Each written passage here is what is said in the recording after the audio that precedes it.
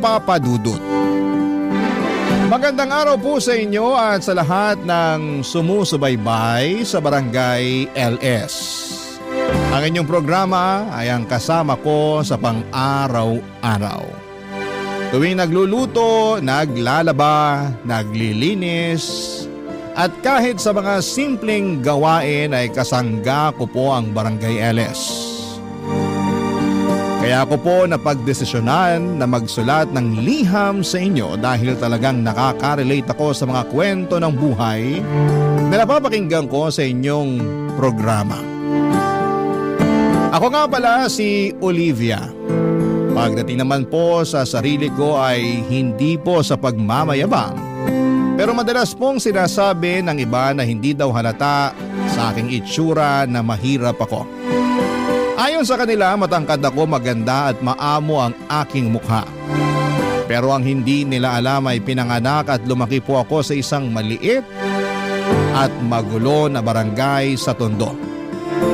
Naranasan ko po ang buhay na kadalasan ay pagpag lang ang kinakain namin upang makatuwid sa pang-araw-araw. Pagpag po na siya ring hanap buhay ng aking mga magulang.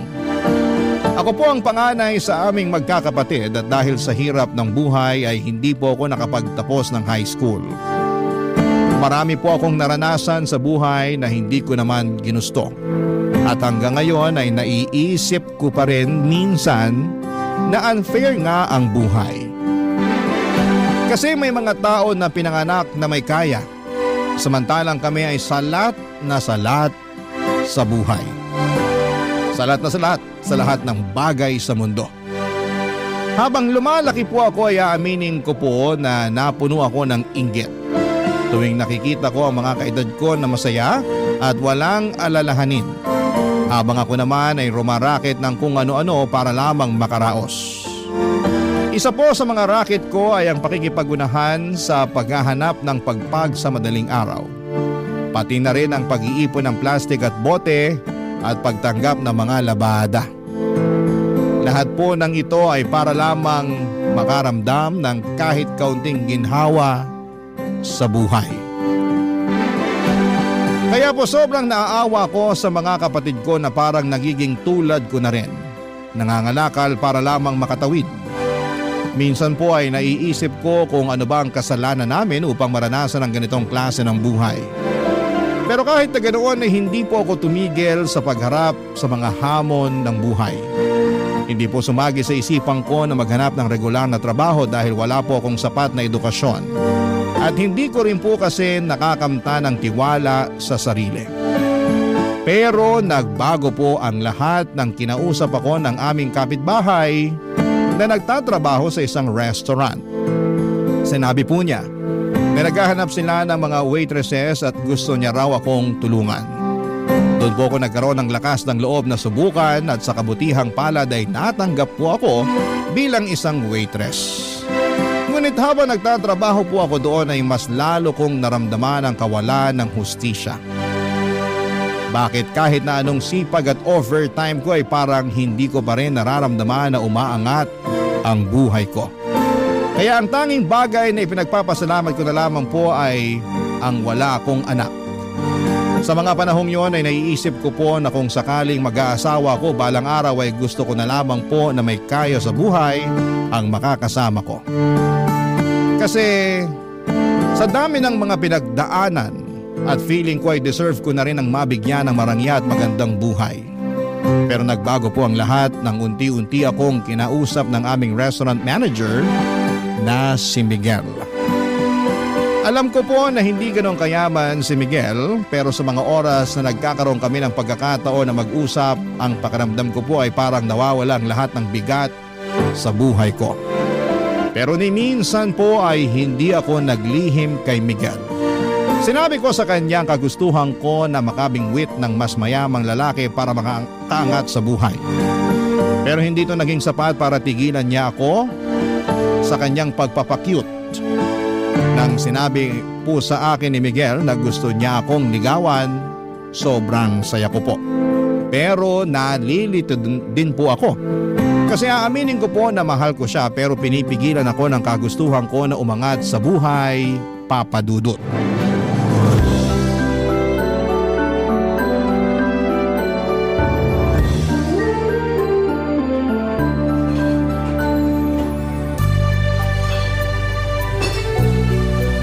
Okay guys, 4 minutes na lang at magsasara na tayo.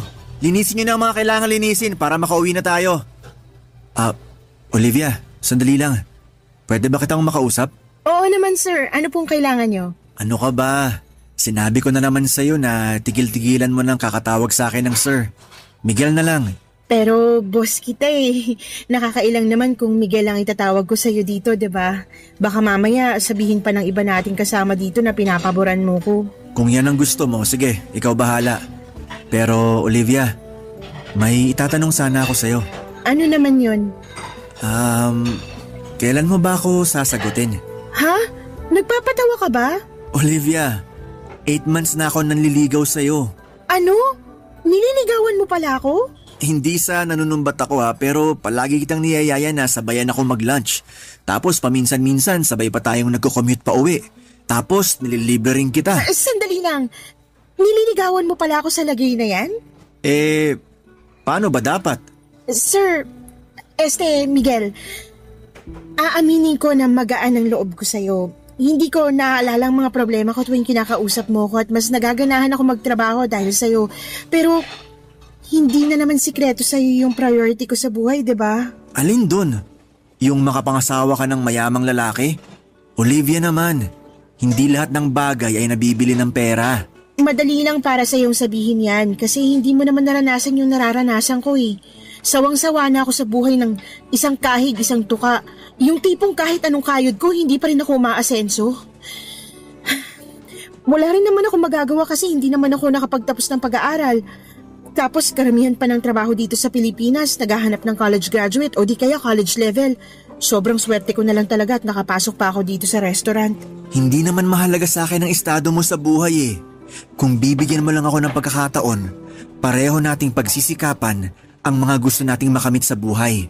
Sasamahan at dadamayan kita sa hirap at ginhawa. Yun na nga eh. Ayoko na ng hirap. Kota na ako dyan. Olivia, pinapangako ko sa'yo na hinding-hindi mo pagsisisihan kung sasagutin mo lang ako. Hayaan mo naman na ipakita ko sa'yo kung gaano kakahalaga sa akin. Alam mo, ikaw ang kulit mo rin, no? Sa totoo lang, napakalaking achievement para sa akin tong ginagawa ko ngayon. Hindi madali sa akin na sabihin ko sa'yo ng diretsahan ang tunay na nararamdaman ko para sa'yo. Pero teka lang, ang hindi ko lang talaga kasi mag-get sa'yo, kung paano mo ko nakukuhang ligawan, alam mo naman na napaka-ambitious ako at yung kagustuhan ko na makakuha ng lalaki na ibibigay sa akin lahat-lahat, diba? Bakit? Paano ka nakakasiguro na hindi ko kayang ibigay sa iyo ang lahat? Hindi nga ako kasing yaman ng mga lalaking matagal mo nang inaasam. Pero isa lang ang masisiguro ko sa iyo. At yun ay ang iparamdam sa iyo araw-araw na mahal kita. Di ko na nga lang alam kung manhid ka o nagtatanga-tangahan ka lang. Tanga na kung tanga, pero wala eh. Talagang nahulog na ang loob ko sa'yo. At ganun rin naman ako sa'yo sa totoo lang. Siguro kung iba lang ang estado ko sa buhay, matagal na kitang sinagot eh. Pero wala eh. Yung makabingwit ng mayamang lalaki na lang talaga ang pag-asa ko para makabangon sa buhay na to. Olivia, makinig ka. Hindi mo kailangan ng mayamang lalaki para makamit mo ang buhay na matagal mo nang pinapangarap para sa sarili mo at sa pamilya mo. Ang kailangan mo ay isang lalaki na handa kang ipaglaban at mamahalin ka ng tunay sa kahit anong pagsubok ng buhay. At handa akong ipakita sa'yo na ako ang lalaking yon. Ano ka ba? Mahal ang bilihin ngayon. Yung pagmamahal na sinasabi mo, hindi yan nagagamit para pambayad ng 1 kilong bigas at 2 tray ng itlog. Ikaw talaga? O sige, ganito na lang. Hindi na muna kita pipilitin para sagutin mo ako. Pero ang gusto ko lang hingin sa'yo ay sana hayaan mo ko na ligawan kita ng maayos. Para at least makita at ma-realize mo man lang kung gaano kita kamahal. Kulit mo talaga. Sige nga, paano kung mag-iisang taon mo na akong nililigawan at hindi pa rin kita sinasagot? Okay lang, take your time. Ang mahalaga lang naman sa akin ay yung payagan mo ko na ligawan kita. Napaka-confident mo naman yata. Paano ka nakakasiguro na sasagutin kita? Hindi ka ba natatakot na baka masayang lang yung oras at pagod mo? Hindi. Kasi nagbabakasakali ako na kapag nakita mo na kung gaano ka kahalaga sa akin, baka magbago ng isip mo at mawala na yung kagustuhan mo na makabingwit ng mayamang lalaki. Kaya, sige na. Please? Ang kulit mo naman. Oo na. Ha? Pumapayag na ako na ligawan mo ko. Sa wakas! Thank you, Olivia! Promise, hindi mo pagsisisihan to.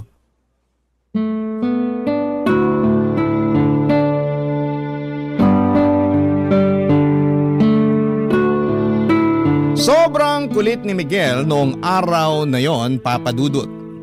Ewan ko ba sa kanya, harap-harapan ko na ngang sinabi sa kanya na gusto kong mag-asawa ng mayamang lalaki pero hindi pa rin niya ako tinantanan. Siguro'y nagbabaka sakali siya na habang nililigawan niya ako ay magbabago ang isip ko. At hindi siya nagkamali kasi pagkatapos ng 6 months na panliligaw ay sinagot ko na siya. Ewan ko ba? Parang iba talaga ang damdamin kapag puso na ang usapan. Kasi palaging kinokontra ng puso ang mga plano ng utak mo. Pero kahit na ganoon, Papa Dudut, ay hindi ko pinagsisihan ang desisyon ko na sagutin si Miguel. Kasi tinupad niya lahat ng pangako niya sa akin. Naramdaman ko talaga na mahal niya ako. Oo, hindi nga ganon kayaman si Miguel. Pero kahit na hindi siya mayaman ay hindi niya ako pinabayaan. Binibigyan niya ako ng pera kapag kailangan ko at kahit kami na, pakiramdam ko ay parang nililigawan niya pa rin ako. Ang sabi ko nga sa sarili ko noon na sobrang swerte ng kahit sinong babae na magkakaroon ng boyfriend na katulad ni Miguel. At sa mga panahong yon ay nasa akin ang swerte. Pagkatapos kong sagutin si Miguel ay nag-live-in kami. Si Miguel ay umuupa siya ng maliit na studio type apartment at aaminin ko, kahit maliit lang yon, malaking upgrade na yon kumpara sa bahay namin sa Tondo na butas-butas at baka matitibag na sa susunod na bagyo. Pero kahit na ganoon, naging masaya kami ni Miguel. Nagtulungan kami sa trabaho, siya bilang manager at ako bilang waitress. Akala ko ay yun na yung kapalaran ko habang buhay, pero nagbago ang lahat noong tinawagan ako ng pinsan ko na taga La Union. Bihira lang kasi siyang pumunta ng Maynila at noong dumating siya dito, ako agad ang naisip niyang tawagan. Sabi pa niya, ililibre daw niya ako basta samahan ko lamang siya, kaya syempre game na game ako. Nagpaalam ako kay Miguel at pumayag naman siya na mag-night out kami ng pinsan ko. Pero nung gabi na yon, habang nag-iikot kami ay naisipan ng pinsan ko na pumunta sa bar. Nag-inuman kami at sobrang enjoy kami. Wala kaming ibang ginawa kundi ang magchismisan tungkol sa mga kamag-anak namin. Pagkatapos ng ilang oras ay nagpaalam ang pinsan ko na pupunta raw siya sa CR kasi naparami daw ang kain niya. Kaya naiwan akong mag-isa sa table namin. At nung umalis ang pinsan ko ay doon ko na nakilala si Rick, Papa Dudut.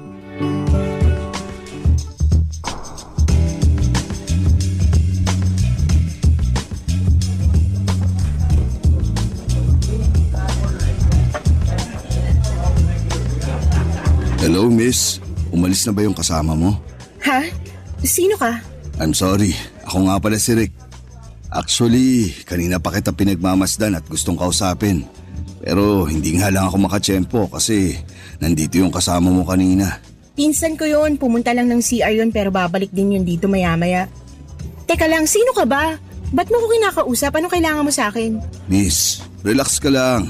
Ang dami mo namang tanong. Sino ba naman ang hindi magtataka at mapapatanong? Bigla-bigla mo na lang ako kinakausap. Wow, mas maganda ka pala sa malapitan. Layuan mo nga ako, hindi kita type. Hindi na ako magpapaligoy-ligoy pa. Nagagandahan ako sa'yo, tapos sobrang sexy mo pa. Tipo ko yung mga babaeng katulad mo. I'm sorry, pero may... Teka lang, ba't ba ako nag-i-explain sa'yo? Pag sinabi kong layuan mo ko. Ganun lang kasimple yun. Matuto kang tumanggap ng rejection. Ang pangit-pangit mo pero ang lakas ng loob mo ha. Diyan ka na nga. 20,000 pesos. Ha? 20,000 pesos para makasama kita ng isang buong gabi. Ano akala mo sa akin, pok-pok? Aanhin ko naman yung 20,000 mo. Sa itsura mo pa lang mukhang may nakakahawa ka ng sakit. Wala akong balak na mag-staycation sa ospital kaya maiwan na kita dyan, okay? Wala akong nakakahawang sakit. Miss, paano kung sabihin ko sa'yo na gusto kitang maging sugar baby? Sugar ano? I see. Hindi mo alam ang ibig sabihin ng sugar baby. Ipapaliwanag ko sa'yo ng maayos. Bibigyan kita ng pera from time to time. Kumbaga parang allowance. As long as gagawin mo yung mga ipapagawa ko sa'yo. Hindi lang 20,000 ang kaya kong ibigay sa'yo. Basta gawin mo lang lahat ng gusto ko. Teka lang. Kung sakasakali, ano naman yung ipapagawa mo sa akin? Anong kapalit? Sasamahan mo ako sa mga lakad ko at yun lang yun. No more, no less. Magpapasama ka sa mga lakad mo? Baka yayang hinahanap mo o di kaya caregiver. Hindi ganun yun. Pag sinabi kong lakad, I mean magda-date at magbabakasyon tayo paminsan-minsan. Kaya kitang dalhin kahit saan mo gusto. Cebu, Boracay, Siargao, Batanes, Palawan. Ikaw bahala. Pero mangyayari lang yun kung papayag kang maging sugar baby ko. Sandali nga lang, hindi ka ba nabibigla sa inaalok mo sa akin? Hindi ba parang sobra-sobra naman yata yan? Eh hindi ka naman mukhang mayaman. Niloloko mo lang yata ako eh. Tatapatin na kita, scam ba to? Hindi na ako nagtatrabaho. Tumatanggap na lang ako ng pera galing sa mga negosyo at pensyon ko. At kadalasan, nababagot ako sa bahay. Sa totoo lang, matagal ko na talagang balak maghanap ng sugar baby. And for the first time, nakahanap ako ng babaeng type ko. At ikaw yun. Eh kung ganon, sige na, pumapayag na ako. At sorry din sa mga nasabi ko kanina. Mabuti naman kung ganon. Pero may isa akong kondisyon. Ayoko na may boyfriend. So sabihin mo na sa akin ang totoo habang maaga pa. May boyfriend ka na ba? Wala akong boyfriend. Sigurado ka? Promise, wala. Oo, aamin ako. May mga nanliligaw sa akin pero hindi ko sinasagot. Mabuti naman kung ganon. Dahil ang ayoko sa lahat yung may kasintahan. Gusto ko nasa akin lang ang lahat ng atensyon mo. Ayoko ng kahati. Nagkakaintindihan ba tayo? Oo, naiintindihan ko. Pero matanong din kita, may asawa ka na ba? Wala, matagal nang patay ang asawa ko. Hindi mo pa pala sinasabi sa akin pangalan mo. Ako si Olivia. Kasing ganda ng mukha mo yung pangalan mo. Bagay na bagay sa'yo. Thank you. Nga pala, ayan, nakasulat sa papel na yan ang number ko. I-save mo yan. Sige, ako na bahala. Pero may ipapakiusap sana ako sa'yo. Ano? Okay lang ba kung umalis ka na muna rito? Baka maabutan pa tayo ng pinsan ko eh. Sige, pagbibigyan kita sa ngayon. Pero next time, ako na ang masusunod, ha? Oo na. Antayin mo na lang yung text ko mamaya. Parang awa mo na, umalis ka na muna. Doon ka na. Pagkatapos naming mag-inuman, ang pinsan ko ay hinatid ko na siya sa maliit na kwarto na inuupahan niya ng ilang araw. Medyo lasing na siya ng mga oras na yon at ayokong may masamang mangyari sa kanya. Pinili ko rin na ilihim sa pinsan ko yung pag-uusap namin ni Rick kasi ayokong machismis sa mga kamag-anak namin lalo na at hindi ko nais na malaman nila na nakikipag-ugnayan ako sa lalaking hindi hamak na mas matanda sa akin. May tiwala naman ako sa pinsan ko pero mas mabuti na yung siguradong walang isyo o problema. Pagkatapos kong hinatid ang pinsan ko ay tinext ko kaagad si Rick at tinawagan siya. Sinundo niya ako at pumunta kami sa isang mamahaling hotel kung saan kami nagtalik. Pagkatapos noon ay binigyan niya ako ng malaking halaga ng pera. Alam ko, sinabi ko noon na matagal ko ng pangarap na magkaroon ng mayamang lalaki na magbibigay sa akin ng mga bagay na gusto ko. Pero hindi ko rin akalain na ganito pala ang pakiramdam. Mahirap pala yung pakiramdam ng pinipilit mong makisama sa isang tao kung wala ka naman talagang nararamdaman para sa kanya. Nasilaw ako sa pera. Kasi sa unang pagkakataon ay nabibili ko na mga bagay na matagal ko nang inaasam. At nakakapagpadala na rin ako ng malaking pera sa mga kapatid at magulang ko at unti-unti ko na rin napapaayos yung bahay namin sa Tondo. Pero sobra akong nakonsensya dahil pinili kong itago ang lahat ng ito kay Miguel. Mahal ko po si Miguel. Pero kay Rick ko nahanap yung marangyang buhay at pera na matagal ko nang pinapangarap.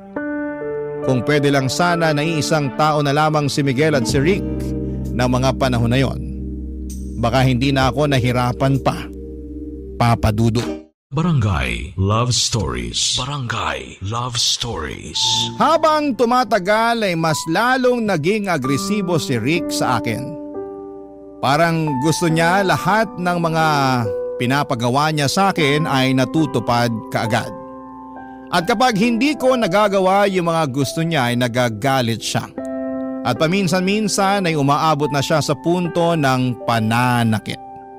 Nasampal na niya ako ng 3 beses pero tinitiis ko yon at hindi ko na inisip ang pisikal na sakit dahil sa malaking halaga na natatanggap ko sa kanya. Wala pong kaalam-alam si Miguel na patuloy ko pa ring pinagsasabay ang pagiging jowa niya at pagiging sugar baby ko kay Rick. Ang hirap na hatiin ang sarili ko sa 2 tao. Si Miguel mabait pa rin siya sa akin as usual at habang tumatagal ay mas lalo akong nahuhulog sa kanya. Wala akong problema sa kanya at talagang ramdam ko ang pagmamahal niya sa akin. Pero itong si Rick, siya yung sobrang nakakainis na at nakakasakal. Para bang hindi ko na siya kayang respetuhin dahil sa ugali niyang hindi na maipaliwanag. Mayaman nga siya pero mabilis magalit. Sa totoo lang, yung gwapo lang sa kanya ay yung wallet niya lang. Yung mukha at ugali niya parehong pangit. Pero sa kabila ng lahat ng yon ay pinagtiisan ko siya dahil nagagawa ko ang mga bagay na gusto kong gawin ng dahil sa perang ibinibigay niya. Pero paminsan-minsan ay nawawalan ako ng gana na replyan si Rick kaya't hindi na rin nakapagtataka na nagagalit siya. Pero isang araw ay umuwi ako kaagad pagkatapos ng shift ko habang si Miguel naman ay nag-overtime. At pagka-uwi ni Miguel sa apartment namin nawindang ako sa nakita ko. Puno ng pasa ang mukha ni Miguel. Ang takot at guilt na naramdaman ko ay hindi ko kayang ilarawan. Dito ko lang na-realize kung gaano kalaki yung problemang ginawa ko nung ikinuwento na sa akin ni Miguel ang lahat-lahat, Papa Dudut.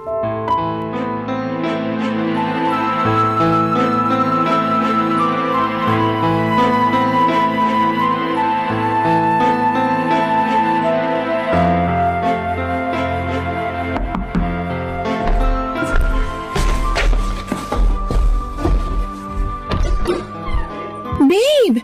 Diyos ko! Na paano yung mukha mo? Sino may gawa nito sa'yo, ha? Olivia, sabihin mo nga sa akin ng totoo. May iba ka pa bang kinakasama? Wala! Ano ka ba? Bakit mo naman naitanong yan? Inabangan ako ng lalaking nakakotse at pinabugbog niya ako sa tauhan niya. Pinagbantaan niya ako na layuan na raw kita dahil kung hindi, papatayin daw niya ako. Diyos ko! Magsalita ka, Olivia! May alam ka ba tungkol sa nangyari sa akin?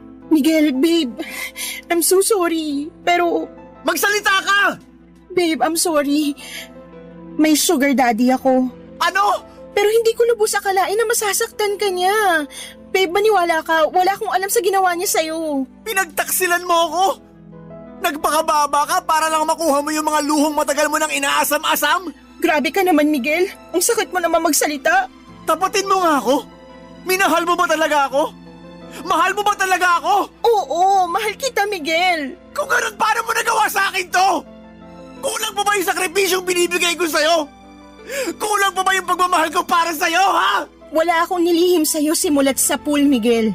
Matagal mo nang alam yung kagustuhan kong umasenso man lang sa buhay. Oo, alam ko!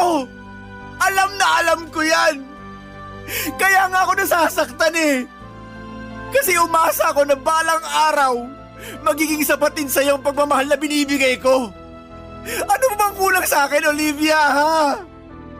May nagawa ba akong kasalanan sa'yo para saktan mo ako ng ganito? Wala! Alam kong mahal mo ko at nararamdaman ko yun. Pero sa tingin ko panahon na siguro para... Para ano? Para maghiwalay tayo. Miguel, baka tuluyan ka na niya pag nalaman niya na hindi pa kita hinihiwalayan. Ano? Hindi. Olivia, babe, wag mo akong hiwalayan, please lang. Makinig ka sa akin, ha? Puputulin mo na ang ugnayan mo sa lalaking yun at magpapakalayo na tayo. Yung kapatid ko na nagtatrabaho sa Cebu. Pwede niya tayong tulungan. Doon tayo magsisimula ng panibagong buhay. Pero Miguel... Ano, Olivia? Bakit hindi ka makasagot, ha? Miguel, ayoko na bumalik sa buhay na sobrang salat. Ayoko na bumalik sa buhay kung saan kailangan ko pang mga lakal para lang mabili ko lahat ng mga pangangailangan ko. Olivia, matagal ka nang nakatakas sa ganong klaseng buhay. Matagal nang tapos yon. May maayos ka na trabaho ngayon at nandito na ako para tulungan ka. At isa pa, hindi naman kita pinahihirapan ah. Pero kulang, Miguel. Kulang na kulang eh. Sa tingin mo ba, sapat na yung sinasahod mo bilang manager ng restaurant at yung sinasahod ko bilang waitress? Miguel, kahit pagsamasamahin pa natin yung sinasahod natin, hindi nun matutumbasan ang pera na binibigay sa akin ni Rick. Nagmamakaawa ko sa'yo. Hiwalayan mo na ang lalaking yun. Kung nagawa niya akong ipabugbog, hindi malayong gawin niya rin to sa'yo. Olivia, aanhin mo naman yung pera niya. Kung araw-araw naman nanganganib yung buhay mo sa mga kamay ng hayop na yun. Sa totoo lang, mas pipiliin ko na lang na mamatay ako sa mga kamay niya kaysa mamatay ako sa gutom. Olivia naman, kayang-kaya kitang buhayin. At ilang beses ko na yan napatunayan sa'yo, di ba? Oo nga, tama ka. Pero paano yung pamilya ko, ha? Kaya mo bang buhayin ang mga kapatid ko? Sa akin sila umaasa, Miguel. Bala ko na i-enroll sila sa susunod na pasukan dahil gusto ko na makapagtapos sila sa pag-aaral. Ayoko na matulad sila sa akin na hindi man na nakapagtapos ng high school at mangyayari lang yun kung patuloy kong pakikisamahan si Rick. Eh, di tutulungan kita. Magtutulungan tayo, Olivia. Pero pakiusap lang. Hiwalayan mo na ang demonyong yon. Paano mo ko matutulungan, Miguel? Yung sahod mo nga binabudget mo pa kasi natatakot ka na baka maubos agad. Aasenso rin tayo. Wala ka bang tiwala sa akin? Nagpapakapagod naman ako sa trabaho para mas lalong lumago ang savings natin ah. Pero baka uugod-ugod na tayo sa panahong lumago yung savings mo. Mahal kita. Pero ayoko na ng ganitong klaseng buhay, Miguel. Olivia, kung nagbabala ka na hiwalayan ako, please wag. Maawa ka naman sa akin. Gagawin ko ang lahat. Wag mo lang akong hiwalayan. Parang awa mo na. Kahit sobra akong nasaktan sa ginawa mo, hindi pa rin kita kayang iwan. Mahal na mahal kita, Olivia. Pagkatapos ng sinabing yon ni Miguel ay hindi ko na siya nasagot. At dali-dali akong lumabas upang tawagan si Rick. Dito ko nakumpirma ang lahat. Napag-alaman ko na nagngingit-ngit sa galit si Rick tuwing hindi ko siya nire-replyan kaagad. Kaya't inalam niya kung saan ako nagtatrabaho. Kasabay noon ay nalaman niya na si Miguel ang boyfriend ko at pareho kami ng pinagtatrabahuhan na restaurant. Hindi sinabi ni Rick kung paano niya nalaman pero malakas ang kutob ko na sa Facebook niya nakuha ang lahat ng yon. Kinilabutan ako sa mga nangyari dahil hindi ko akalain na aabot si Rick sa puntong halos patayin na niya si Miguel, Papa Dudut. Sa totoo lang, sobra akong nag-guilty sa mga nangyaring yon. Mahal ko pa rin si Miguel pero hindi ko kayang bitawan ang marangyang buhay na ibinibigay sa akin ni Rick. Sa kabila ng lahat ay pinagpatuloy pa rin namin ni Miguel ang relasyon namin at nakikita ko sa mga mata at kilos ni Miguel na mahal niya pa rin ako. Pero ramdam ko rin kung gaano siya kalungkot at nadismaya sa desisyon kong ipagpatuloy ang ugnayan ko kay Rick. Bumili siya ng mga gamit na pang self-defense para sa aming dalawa tulad ng pepper spray at taser. Kitang-kita ko kung gaano siya ka-traumatize at sa mga panahong yon ay hindi ko matanggap na siya pa ang nagkakaroon ng ganitong takot at pangamba dahil lamang sa mga naging desisyon ko. At sa takot ko na baka balikan ni Rick si Miguel ay nagsinungaling ako at sinabi ko kay Rick na hindi na ako makikipagkita kay Miguel at mukhang naniwala naman siya. Para makabawi ako kay Miguel ay binilhan ko siya ng mga paborito niyang gamit, mga bagay na sa tingin ko'y magpapasaya sa kanya kahit papaano. Pero hindi niya tinanggap ang mga ito, siguro dahil alam niya na pera ni Rick ang pinambili ko dito. Patuloy pa rin siya sa pagkumbinsi sa akin na sumama sa kanya sa Cebu para makapag-umpisa kaming muli at makalimutan naming pareho ang lahat ng mga nangyari. Pero nag-alinlangan ako na pumunta ng Cebu kasi kahit mahal ko si Miguel, ay naibibigay naman ni Rick sa akin lahat ng gusto ko dito sa Maynila. At hindi ko alam noon ay may isa pang mangyayaring mas mahirap at mas masakit pa kesa sa lahat ng ito. Ang mga desisyon ko ay magdudulot pa ng mas malalim na sugat sa aking puso at buhay. At hindi ko pa noon alam kung paano ko haharapin ang mga pagsubok na darating sa akin, Papa Dudut.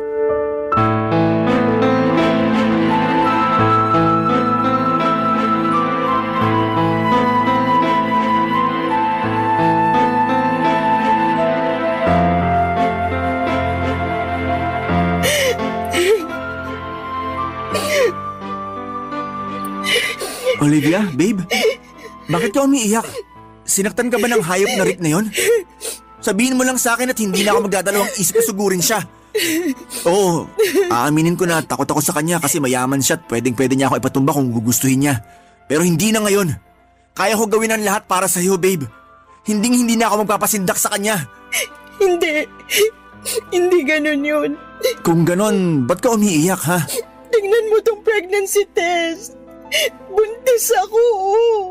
Teka lang, paano naman mangyayari yun eh? Palagi naman tayong gumagamit ng proteksyon. Olivia, hindi. Hindi! Sabihin mo sa akin na hindi totoo yan! Miguel, babe, I'm sorry. Pero kasalanan to ni Rick eh. Nagagalit siya at sinasaktan niya ako kapag hindi ko sinusunod yung gusto niya tuwing nagtatalik kami sa kama. Olivia naman! I'm sorry. I'm so sorry. Babe, makinig ka sa akin. Itutuloy na natin to. Pupunta na tayo ng Cebu sa Makalawa. Doon na tayo magsisimula ng bagong buhay kasama ang batang yan. Ako ang tatayong ama niya, naintindihan mo? Hindi ako makakapahayag na lumaki ang batang yan sa piling ng tatay niyang hayop. Pinausap ko na ang kapatid ko at handa siyang tumulong para makapagsimula tayo ulit. Miguel, anong alam natin sa pagpapalaki ng bata? Hindi natin kakayanin to. Paano natin bubuhayin ang batang to? Malulubog lang tayo sa utang. So ano gusto mong gawin? Ipaako sa Rick na yon ang batang yan? May kaya si Rick. Kayang-kaya niyang buhayin ang batang to. At isa pa, kahargo at responsibilidad niya rin ang batang to. Mabibigyan niya ang anak ko ng buhay na kahit kailan, hindi natin mabibigay sa kanya. Teka lang, bakit nararamdaman ko na parang gusto mo nang sumama sa lalaking yon, ha? Miguel, kung hindi lang dahil sa batang to, hindi kita iiwan eh. Olivia, hindi. Huwag mong gawin sa akin to. Babe, ilang beses ko ba ipapaalala sa'yo na hiwalayin mo na ang lalaking yon? Hindi mo ba nakikita na unti-unti niya nang sinisira ang buhay mo? Hindi ka nga namumulubi pero hawak ka naman sa leeg ng lalaking yon. Napapaigot ka na niya sa mga palad niya. Gagawin ko lahat para sa anak ko, Miguel. Ayokong lumaki ang anak ko sa hirap. Pero babe, sasaktan ka lang ng lalaking yon. Matagal ko nang tinitiis ang pakikipagkita mo sa lalaking yun dahil mahal na mahal kita. Pero hindi naman pwede na habang buhay tayo ganito. Na habang buhay ka magpapakaalila sa hayop na yon. Magkaroon ka man lang sana ng konting respeto para sa sarili mo, Olivia. Alam ko kung anong ginagawa ko, hindi ako tanga. Alam ko kung anong nakukuha ko kay Rick, okay? Ano? Pera! Magandang buhay para sa pamilya ko at respeto ng mga tao na dati akong tinatapak-tapakan dahil walang-wala kami. Respeto? Oo, Miguel. Respeto. Respeto sa'yo? O sa pera mo? Alam mo, Miguel, kung ikaw gusto mo maging mahirap habang buhay, gawin mo. Magiging masaya pa ako para sa'yo at hindi kita pipigilan. Pero eto lang ang ipapaalala ko sa'yo, ha? Wala kang karapatang husgahan ako kung gusto kong yumaman. Oo, Olivia. Hindi nga ako kasing yaman ni Rick. Pero kahit kailan, hindi ko ibebenta ang pagkatao ko. Ang kapal ng mukha mo. Alam mo kung anong problema mo? Hindi mo na alam ang ibig sabihin ng totoong pagmamahal. Dahil puro pera na lang ang nasa utak mo. Tapatin mo nga ako, Olivia. Totoong masaya ka ba talaga, ha? Oo, masaya ako. Mayaman na ako. Nabibili ko na lahat ng gusto ko. Pero hindi nabibili ang tunay na pagmamahal.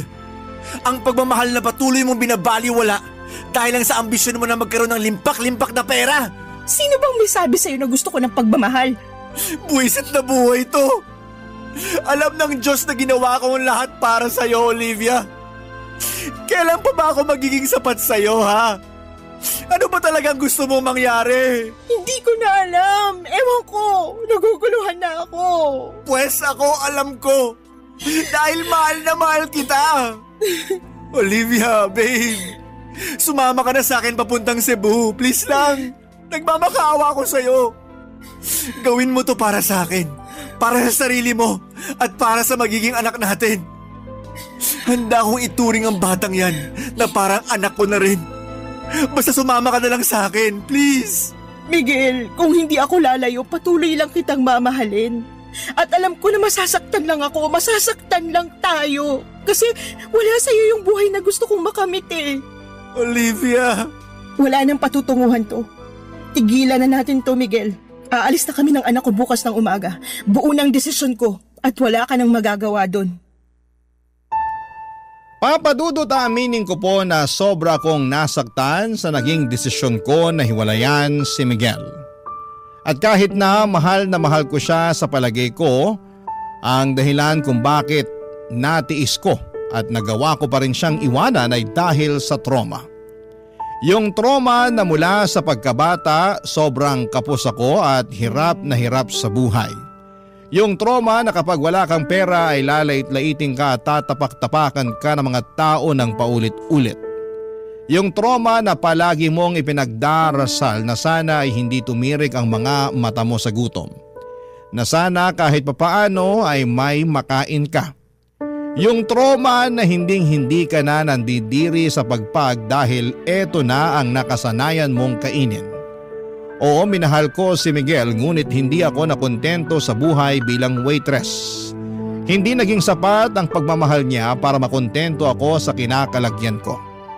Siguro kung naging kasing yaman lang ni Miguel si Rick ay hindi ko na siya nagawang hiwalayan pa. Pero wala eh. Hindi sapat ang kinikita ni Miguel bilang manager ng isang restaurant para mabigyan ako ng maginhawang buhay. At ako naman ay pagod na sa pagiging silbidora. Kung sakali man na sasama ko kay Miguel papunta ng Cebu ay ganoon pa rin ang mangyayari. Kakailanganin ko pa rin na magtrabaho para lamang matustusan ang pang-araw-araw namin lalo na ngayon na may anak na ako. Siguro po noong gabing hiniwalayan ko siya ay sobra akong nataranta dahil napag-alaman kong buntis ako. Sobrang daming tanong ang bumabagabag sa isipan ko ng mga panahong yon. Ang paulit-ulit na tumatakbo sa isip ko noong mga panahong yon ay kung paano ko mabibigyan ng magandang buhay ang magiging anak ko. Ang nasa isip ko lang noon ay bahala na kung saktan ako ni Rick. Basta maging maayos lang ang buhay ng anak ko. Ayokong ipalaglag ang bata at mas lalong ayoko na mabuhay siya na nakakaranas ng hirap na naranasan ko. Ayoko siyang lumaking salat sa buhay. Yan po ang naging dahilan kung bakit nagawa kong iwan si Miguel.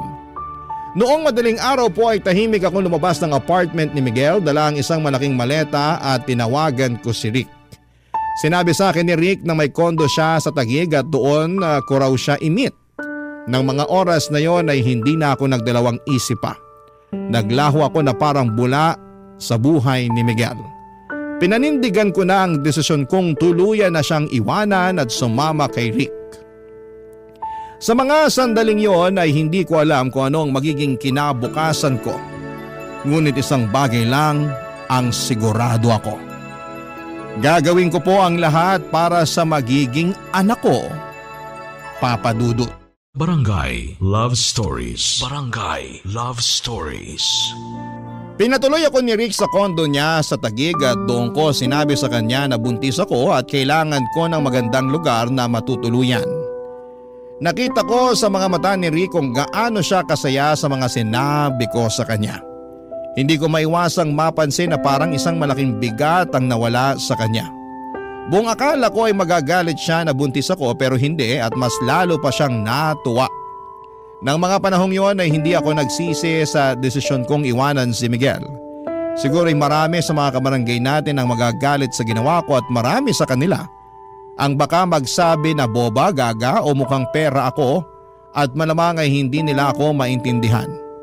Pero aminin na po natin na sobrang hirap na ng buhay ngayon. Yung 1,000 pesos ay bihira ng umabot ng 3 araw. Kung ang mga college graduate nga ay nahihirapan na maghanap ng trabaho o nagtitiis sa trabaho na hindi kalakihan ng sahod, paano na lamang ang katulad ko na hindi man lang nakapagtapos ng high school? Uulitin ko, sobrang hirap ng buhay ngayon. Kahit mga trabaho tulad ng pagiging janitor ay hinahanapan na ng high school diploma. Kaya noong mga panahong yon ay ginawa ko na lang ang tingin kong praktikal at makakabuti para sa anak ko. Gusto ko lang na mabigyan siya ng maginhawang buhay at hindi ko ginusto na mabuo ang anak ko, pero andito na to. At kahit kailan ay hindi sumagi sa isipan ko ang ipalaglag siya. Ang tanging magagawa ko na lamang ay ang magsakripisyo para sa kabutihan ng anak ko. At ang sakripisyong yon ay ang tuluyan ng iwanan si Miguel para kay Rick. Nang gabing yon, nang pumunta ako sa kondo ni Rick sa Taguig ay halos hindi na kami nakatulog dahil pinag-uusapan na namin ang mga susunod na hakbang sa buhay namin. Tinutok namin ang mga plano para sa hinaharap lalo na ngayon at dala-dala ko na ang anak namin ni Rick. Ibinahagi ni Rick ang kanyang mga plano para sa amin at sa anak ko at naramdaman ko na parang tunay talaga siya na nagmamalasakit sa pagbubuntis ko. Na parang ang bawat usapan namin ay nagiging isang hakbang patungo sa mas magandang kinabukasan. Nang mga panahong yon, araw-araw kong ipinagdarasal na sana'y ituring na ako ni Rick hindi lang bilang isang sugar baby, kundi bilang isang tunay na asawa dahil na rin sa magiging anak namin. Kasi kahit papaano ay gusto ko naman na magkaroon ng happy family ang bata. Oo, aaminin ko na di hamak na mas gwapo si Miguel kay Rick, pero ewan ko ba, Papa Dudut. Habang tumatagal ay nawala na ako ng pakialam sa itsura ni Rick. Ang nagagawa nga naman ng pera. May kakaibang epekto ito sa tao. Sa puntong hindi mo na alam kung ano ang totoo at kung ano ang tama.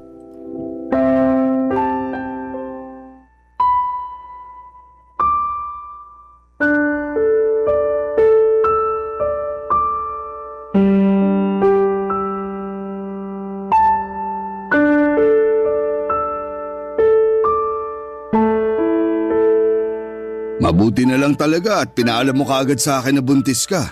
Oo, at alam ko rin naman na mabibigyan mo ng magandang kinabukasan tong batang to eh. Exactly. Kaya tama lang ang desisyon mo na lapitan ako. Alam mo, sa totoo lang, hindi ko talaga inaasahan na mabubuo tong bata na to. Pero wala na akong magagawa, kaya sana tulungan mo ko. Hindi ko kaya palakihin ng batang to na mag-isa. Makakaasa ka, Olivia. Hindi ko kayo pababayaan. Salamat naman. Huwag ka na masyadong mag-alala. Makakasama sa'yo yan. Pero sandali lang, Rick. Paano nang magiging setup natin ngayon? Siyempre iba na ngayon kasi magkakaroon na tayo ng baby, diba? Huwag kang mag-alala, Olivia. Pananagutan kita at ang batang yan. Aalagaan kita hanggang sa mga anak ka. Dito na kayo ni baby titira sa kondo. Solong-solo nyo na ang kondo na to. Ha? Kami? Bakit ikaw? Hindi ka ba titira dito kasama namin? Yung mga negosyo ko kasi paminsan-minsan. Alam mo naman, kailangan asikasuhin. Kaya huwag ka na magtaka kung may mga panahon na madaling araw na ako makakauwi dito. O di kaya may mga araw na hindi na ako matutulog dito. Ganun ba? Sayang naman. Gusto ko sanang nandito ka palagi para maasikaso natin pareho si baby eh. Huwag ka nang mag-alala. Alam mo naman siguro na sa negosyo ko nang gagaling ang limpak-limpak na pera na binibigay ko sa'yo, di ba? Paano na tayo kung babaliwalain ko ang mga negosyo ko? Yung pension mo, hindi pa ba sapat yun? Ano ka ba? Baril lang yung pension ko kumpara sa mga kinikita ko sa mga negosyo ko. Sige, ikaw nang bahala. Basta yung sustento ko ha. Ako na bahala doon. Sa katunayan yan, mas lalakihan ko pa ang binibigay kong pera sa'yo dahil buntis ka. Hindi ka pwedeng ma-stress at gusto ko na nabibili mo lahat ng mga gusto mo para sa magiging baby natin. At syempre, para na rin sa sarili mo. The best ka talaga. Pero sandali lang, sigurado ka ba na hindi na kayo nagkikita ng Miguel na yon? Ha? Bakit mo naman naitanong yan? Naninigurado lang. Kasi sa susunod na makita ko pa yung lalaki na yan na aaligid-aligid sa'yo, hindi na ako magdadalawang isip na tuluyan yun. Sinasabi ko sa'yo. Ano ka ba naman, Rick? Matagal na kaming tapos ni Miguel. Simula nung ipabugbog mo siya, hindi ko na siya nilapitan at agad-agad na ako nakipaghiwalay sa kanya. Siguraduhin mo lang, Olivia. Kasi kapag nalaman ko na nagsisinungaling ka, tatamaan ka sa akin. Ito naman sobrang seloso. Promise, kahit tingnan mo pa tong cellphone ko, wala kang makikita na kahit ano tungkol kay Miguel kasi matagal na kaming wala. Mabuti naman kung ganun. Ay, wag na nga natin pag-usapan yun. Nandito na ako, 'di ba? Sayong-sayo na ako, tulad ng matagal mo nang gusto. Teka lang, saan ka nga pala tumutuloy nung naghiwalay kayo ng Miguel na yon? Pinapangako ko sa'yo, Olivia. Tatamaan kayo pareho ng lalaking yun sa akin kapag nalaman ko na niloloko mo lang ako. Ano ka ba? Oo sige, aaminin ko. Kay Miguel ako tumitira nung kami pa. Pero nung naghiwalay na kami, doon na ako sa pinsan ko sa Novaliches nakikitira. Siguraduhin mo lang na totoo yung mga sinasabi mo. Dahil ang ayoko sa lahat, yung pinaglalaruan ako. Payakap nga. Eto naman sobrang seloso. Pinapangako at sinisiguro ko sa'yo na hindi na kita bibigyan ng rason para magselos pa. Sige na, okay na. Naniniwala na ako sa'yo. Nga pala. Oh, etong allowance mo. 40,000? Para saan to? Kung dati, once or twice a week lang kita binibigyan ng pera, pues, ngayon masanay ka na araw-araw na kitang bibigyan ng pera. Iba na ang sitwasyon ngayon. May anak na tayo at gaya nga ng sinabi ko, ayokong nasistress ka. Ibang klase ka talaga. Amazing. Walang makakatalo. Ano kayang gagawin ko dito? Ay, alam ko na. Mamimili ako ng mga gamit ng bata. Crib, baby bottles, lampin, lahat-lahat na. Sumama ka na kaya sa akin? Nako, ikaw na lang. May kailangan pa akong asikasuhin bukas. Ay, ano ba yan? Bukas ka agad? Ipagpaliban mo na muna yan. Sige na naman Sumahan mo naman ako. Ang kulit mo naman! Sinabi ng busy ako eh. Sige na, huwag ka na makulit. Sige na nga, hindi na kita pipilitin. Sorry kung napagtaasan kita ng boses. Sa susunod kasi, huwag ka na makulit. Sige, ganito na lang. Babawi ako sa'yo. Pupunta tayo ng Baguio this weekend. Okay ba yon? Natuloy kami sa Baguio noong weekend na yon, Papa Dudut. Eto na yon. Eto na mismo ang buhay na matagal ko nang pinapangarap, yung buhay na kaya kong bilhin ng lahat ng nakikita ng mga mata ko. Yung makapunta sa mga lugar na hindi ko pa nararating noon. Yung wala akong ibang iniintindi kundi ang mag-enjoy at mag-explore. Pero kahit nakuha ko na ang buhay na gusto ko ay bakit ganon? Bakit parang may kulang pa rin? Sa totoo lang, dapat ay masaya ako dahil hindi ko na kailangang mag-alala tungkol sa pagbubuntis ko. Kasi sa wakas ay maibibigay ko na sa anak ko ang lahat ng gusto at pangangailangan niya. Pero sa kabila ng lahat ng ito ay para bang may isang malaking bagay na kulang pa rin. Siguro nga dahil magkaiba ang pakikitungo sa akin ni Miguel kumpara kay Rick. Noong nagtatrabaho pa ako bilang waitress, palagi akong inaasikaso ni Miguel. Siya pa yung nagluluto ng almusal namin at siya rin ang naglilinis ng bahay para hindi na ako mapagod. Samantalang si Rick ay palaging wala sa kondo at ang ginagawa lang niya ay ang magbigay sa akin ng pera. Sa totoo lang, nagsimula na akong makaramdam ng pagkabagot. Wala akong ibang makausap sa kondo kundi ang sarili ko. Lagi na lamang ako nanonood ng TV o nagsiselfone pero ng mga panahong yon. Okay na rin sa akin na wala si Rick sa kondo kasi sabi niya, inaasikaso raw niya ang mga negosyo niya. Kung wala nga ang mga negosyo na yon, hindi rin ako mabibigyan ng malalaking halaga ng pera kaya okay na lang sa akin. Hanggang isang araw noong dinalaw ko ni Rick at sa kondo siya natulog, may napansin akong umiilaw. Cellphone pala niya yon at sunod-sunod na dumating ang mga text messages. Hindi ko alam ang password ng cellphone ni Rick pero sa lock screen ay malinaw na nakikita ko ang mga mensahe mula sa isang number na patuloy na tinatanong kung kailan siya uuwi at kung bakit hindi siya nagre-reply. Habang binabasa ko yon ay unti-unti akong nabigla at naguluhan. Para bang may malaking tinik na pumasok sa dibdib ko. Ang pakiramdam ko ay bigla akong napuno ng sama ng loob at galit. Sa sobrang pagkabigla ko ay hindi ko na napigilan ang sarili ko at hindi ko na pinagpabukas pa ang kumprontahin siya tungkol dito. Dumulog ako sa kanya ng diretso kahit pa may takot at pangambang baka masaktan ako ni Rick sa gagawin kong pagkumpronta sa kanya, Papa Dudut.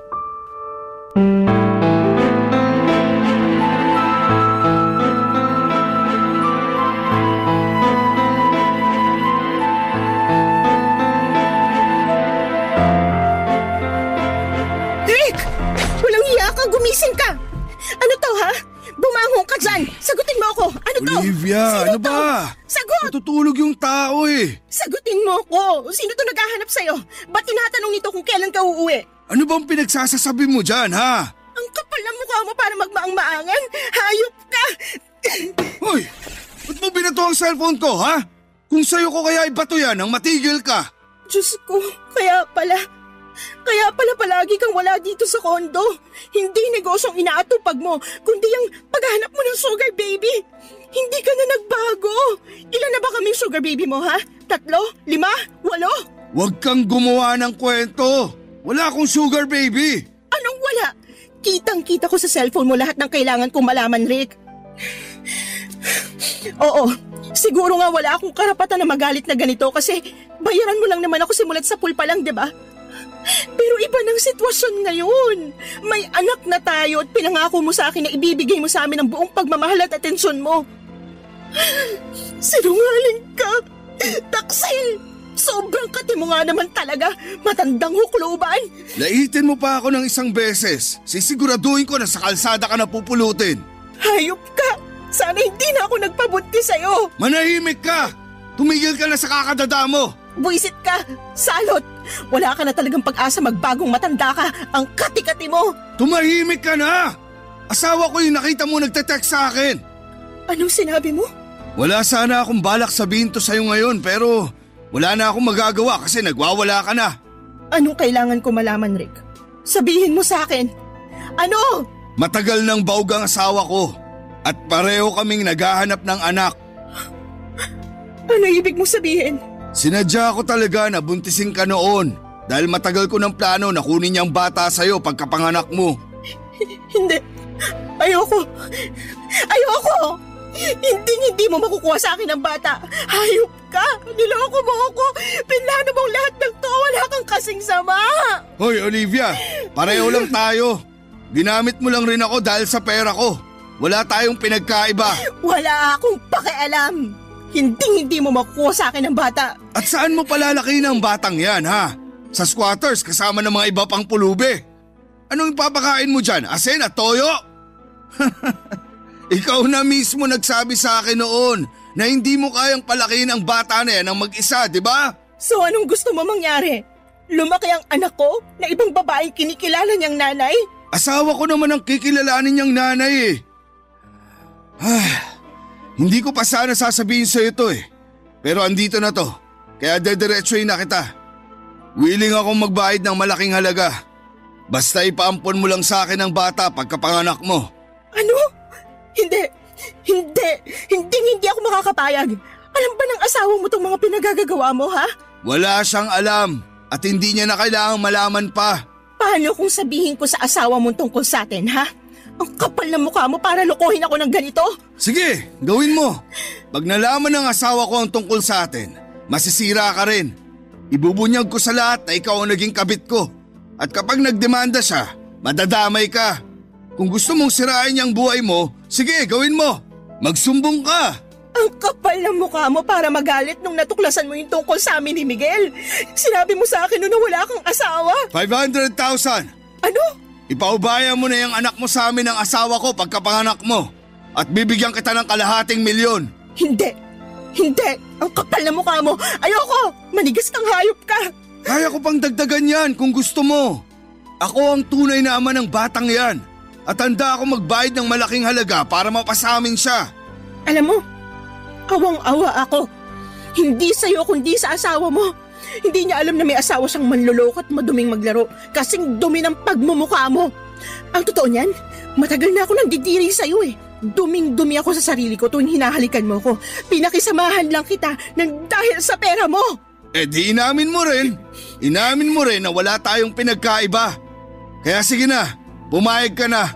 Ibigay mo na sa akin yung batang yan pagkapanganak mo. Manigas ka! Wag na wag mo akong susundan. Maghanap ka ng ibang lolokohin mo. Nagmukha lang akong matapang ng gabing yon, Papa Dudut, pero ang totoo niyan ay sobra akong natakot kaya dali-dali akong umalis. Malakas din ang loob ko noon kasi alam kong hindi makakapag-iskandalo si Rick. Maraming tao sa kondo na yon at kung gusto ko ay pwede ko siyang ipakaladkad sa mga guard sa ibaba kung may gagawin siyang masama sa akin, Papa Dudut. Pagkatapos noong araw na yon ay hindi na ako nagparamdam kay Rick. Tinapon ko yung SIM card ko at bumili ako ng bago. Gaya ng sinabi ko ay hindi ko inaasahan na magkakaroon ako ng anak kay Rick. Pero habang unti-unti ko nang nararamdaman, ang bata sa tiyan ko ay parang unti-unti na rin siyang napamahal sa akin. Kaya naman sobrang gulat at galit ko noong nalaman kong may asawa na pala si Rick at may balak pa siyang kunin sa akin ang bata pagkatapos kong manganak. Mabuti na lamang at natuklasan ko ang lihim ni Rick kasi kung hindi ay baka kung ano pa ang nangyari sa akin at sa anak ko. Hindi ko kakayanin na malayo sa anak ko. Bumalik ako sa bahay namin sa Tondo at mabuti na lamang talaga at hindi ko sinabi kay Rick yung tungkol sa bahay namin noon. Kasi kung hindi baka nasundan na niya ako noon. Nagulat sila mama, papa at mga kapatid ko noong sinabi ko sa kanila na buntis ako.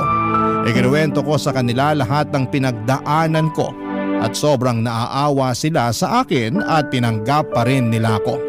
Ngayon ay nagtatrabaho na ako bilang cashier sa isang maliit na grocery store na malapit lang sa bahay namin.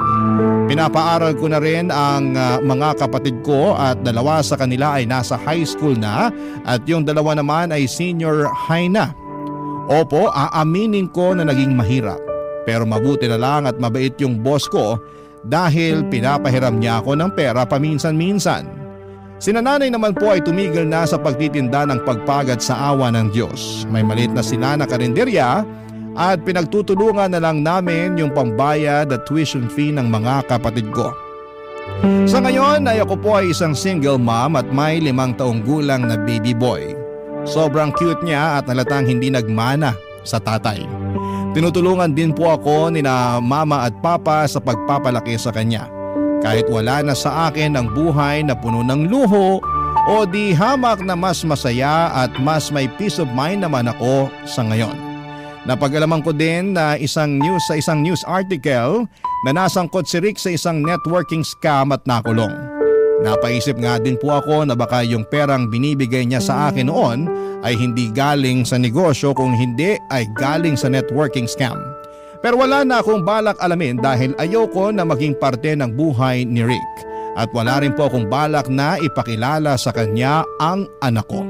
Tungkol naman po kay Miguel ay naisipan ko siyang i-stalk sa Facebook at napag-alaman ko na nasa Cebu na siya sa ngayon na tumitira at nagpakasal na siya sa girlfriend niya last year. Naiiyak ako ng sobra noong nalaman ko yon.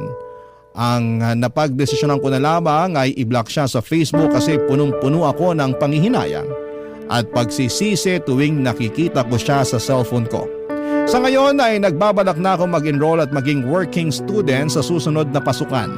Susubukan kong makapagtapos man lang ng high school dahil napagtanto kong mahalaga ang edukasyon upang magkaroon ng magandang buhay na hindi umaasa sa iba. Marami po akong pinagsisihan sa mga naging desisyon ko hanggang ngayon. Ngunit patuloy ko pong lalabanan ang mga pagsubok at magsusumikap para sa mas magandang kinabukasan namin, ng anak ko at ng pamilya ko. Nais ko po sanang magpasalamat sa pagbibigay ninyo ng opportunity na maibahagi ko sa inyo ang kwento ng Dear Papa Dudut. Ako nga pala si Kate, 18 years old at gusto ko lang magsumbong tungkol sa ate Angie ko. Mas matanda siya sa akin ng 17 years kaya siguro'y madalas hindi kami nagkakaintindihang dalawa.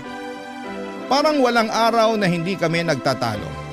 Parang walang away na hindi niya pinupuna ang bawat mali ko o maski na ang bawat galaw ko. Kung kayo ang nasa sitwasyon ko ay maintindihan niyo ako kung bakit lumayo ang loob ko sa kanya sa pagdaan ng panahon. Suplada, masungit, bungangera at strikto kasi si Ate Angie. Tinalo niya pa ang nanay namin pagdating sa pagbubunganga. Ni minsan ay hindi ko narinig na nagbunganga ang nanay ko. Pero si Ate Angie, nako, madalas yan papadudot. Naririndi na nga ang tenga ko sa kanya pero tuloy pa rin siya. Wala naman akong magawa kasi nga siya ang bumubuhay sa amin ng nanay ko. Laging sinasabi ni nanay sa akin na hayaan ko lang daw ang Ate Angie ko dahil bago lang sa trabaho. O di naman kaya ay dadatnan na. Lahat naman ng dahilan ay iniintindi ko, papadudot, pero madalas kasi ay hindi ko na matansya ang ugali niya.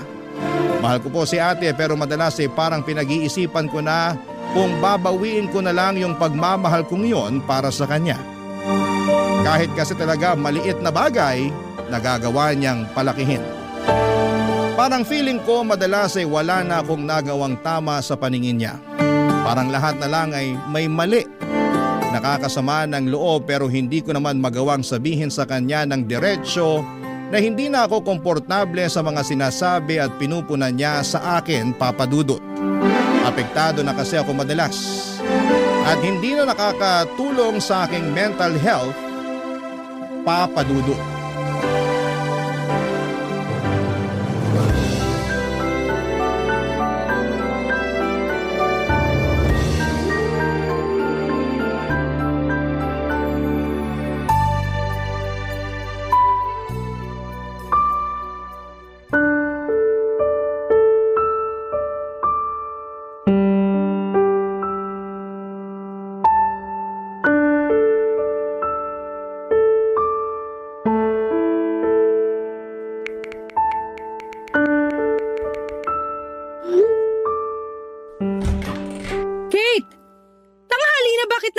Ka pa rin dyan sa kama mo. Ate, linggo naman eh. Kahit linggo o huling araw mo na sa mundo, ayoko pa rin nakikita ka nakahilata lang dyan.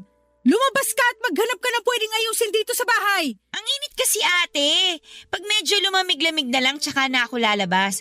Kakaubos pa naman ng sunscreen ko ngayon. Gamitin mo yung sunscreen ko sa kwarto. Dali na. Ay, ayoko nung sunscreen mo ate.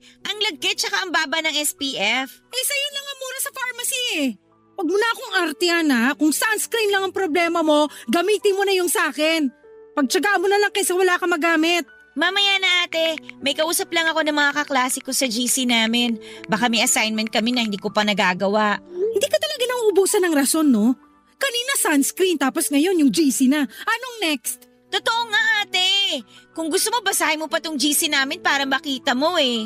Akin na. Joke! Si ate naman oh. Para kang hindi naturuan tungkol sa privacy. Hahamunin mo ko na basahin ang laman ng GC nyo tapos aatras ka. Duda kung assignment nga ang pinag-uusapan nyo dyan. Akin na nga yung cellphone mo. Eh, syempre meron din naman kaming ibang pinag-uusapan. Halo-halo naman ang topic namin sa GC eh.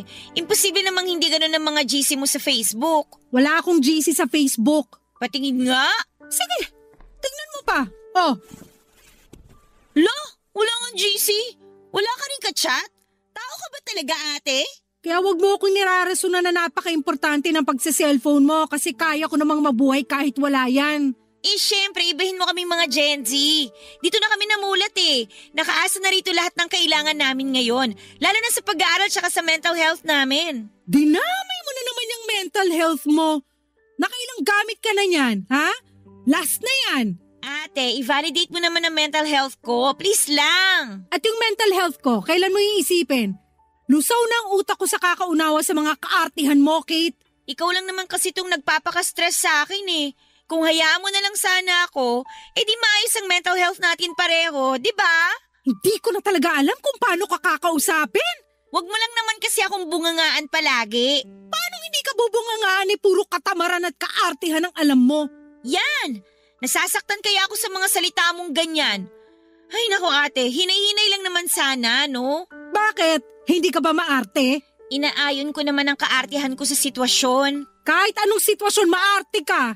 Hindi ka talaga nagmana kay nanay, no? Wala ka kasing filter pag nagsasalita eh. Talo mo pa yung mga bungangerang nanay sa teleserye. Inuubos mo talaga ang pasensya kung bata ka eh. Chill ka lang, pwede ba? Ay, okay, ganito na lang. Lumabas ka muna ng kwarto ko.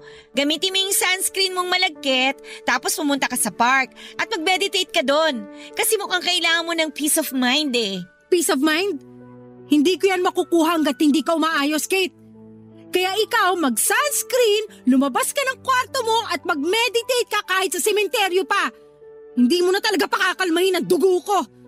Day off ko na nga lang, imbis na mag-relax na lang sana ako, nagawa mo pa akong bigyan ng stress. Alam mo ate… Lumabas ka na rito sa kwarto mo at tumulong ka sa amin ni nanay sa labas kundi malilintikan ka talaga. Nabigla ako sa pagtaas ng boses ni Ate Papa Dudut. Alam kong sagad na ang pasensya niya kapag umabot na siya sa ganon. Binalibag pa niya ang pinto ko nang lumabas siya. Kaya naman nagmadali na rin akong lumabas ng kwarto ko at doon ako sinalubong ni Nanay Papa Dudut. Kabado rin si nanay noon dahil nakita nitong galit na si ate. Binulungan ako ni nanay na sumunod na lamang sa sinasabi ni ate para hindi na kami magtalo pa at para hindi na lalong uminit ang ulo ni ate. Kilalang kilala pa naman namin si Ate Angie at oras na masimulan itong magalit ay hindi na siya titigil hanggang sa kinabukasan. Akala mo'y palaging dinadatnan o hindi naman kaya ay nagme-menopause na. Sinunod ko na lamang ang sinabi ni nanay at tumulong na lamang ako sa pag-aayos ng mga kailangan sa bahay. Dahil doon ay hindi ko na nagawa ang assignment ko dahil hindi ko na muling nahawakang buong araw ang cellphone ko. Sa tuwing gagawin ko kasi yon, ang talim agad ng tingin sa akin ni ate. Kinuha rin niya ang cellphone ko noong bandang gabi na para lang masigurado na hindi na ako magse-cellphone. Binalik na lamang niya yon sa akin kinabukasan nang paalis na ako papunta sa eskwelahan. Doon ko nalaman na meron pala akong nakaligtaang gawin na assignment. Nakagalitan tuloy ako ng teacher ko pero ayos lang naman kasi nasanay na ako sa galit ni ate kaya hindi na tumatalab sa akin ang pagbubunganga ng teacher ko. Nang uwian na Papa Dudut, ready na akong konsensyahin si ate sa nangyari sa akin. Kukonsensyahin ko talaga siya dahil siya ang may kasalanan kung bakit hindi ko nagawa ang assignment ko at niready ko na ang sasabihin ko habang nasa jeep pa lamang para hindi na ako madaan pa sa sindak ni ate Papa Dudut.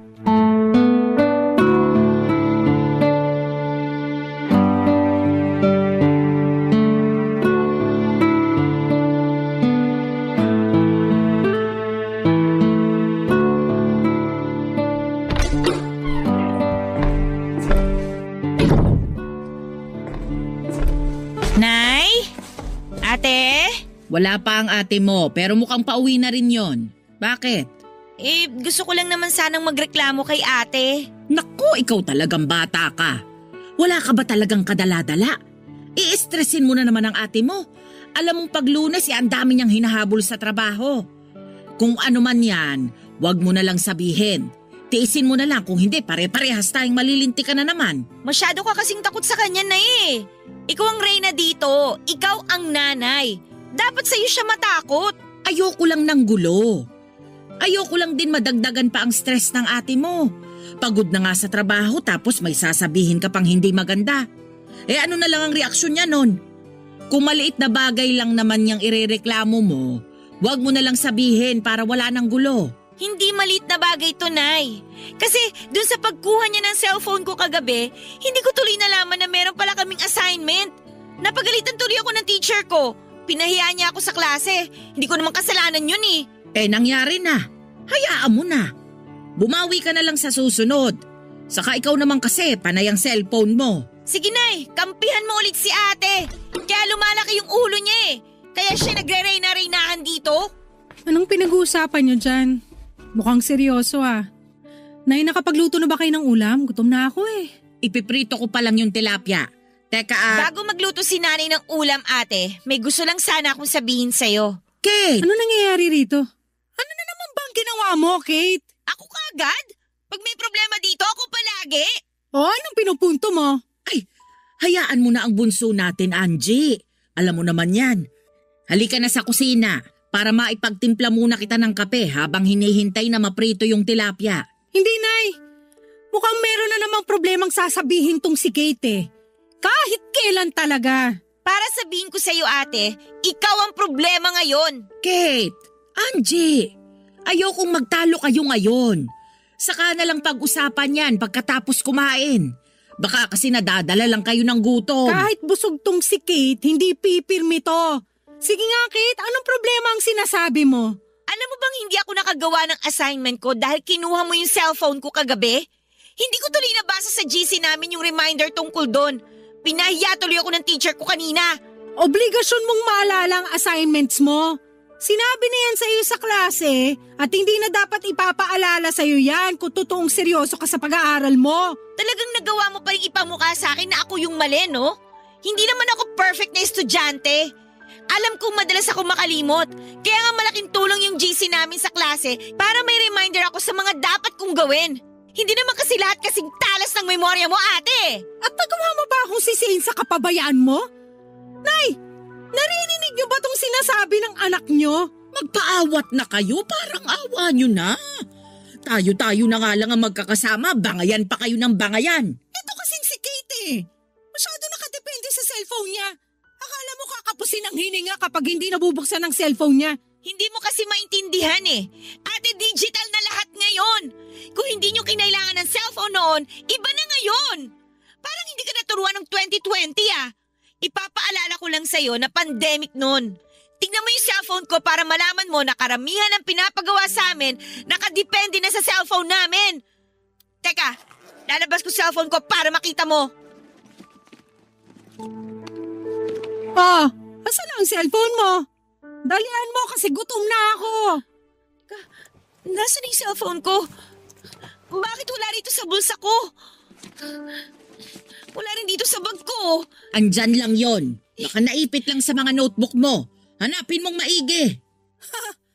Totoo nga sinasabi mo, no? Makakalimutin ka. Kahit sarili mong cellphone, hindi mo alam kung saan mo inilagay. Andito lang yun eh. Bago ko sumakay ng jeep kanina, sinuksok ko yun dito sa bulsa ng bag ko. Hindi na ako nagsa-cellphone habang nasa jeep kasi nga siksikan na. Hindi kaya nadukutan ka sa jeep kanina? Ayan! Mabuti nga sa'yo at nadukutan ka para madala ka na. Nahili ka na sa kusina. Tutulungan na lang kita magprito ng tilapia para makakain na tayo.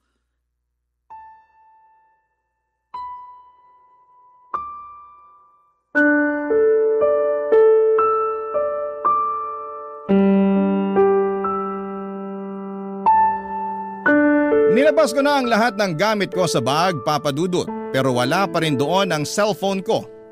Naghubad na rin ako ng uniform sa pag-asang nasabit lang ang cellphone ko sa damit ko pero wala. Ang saklap.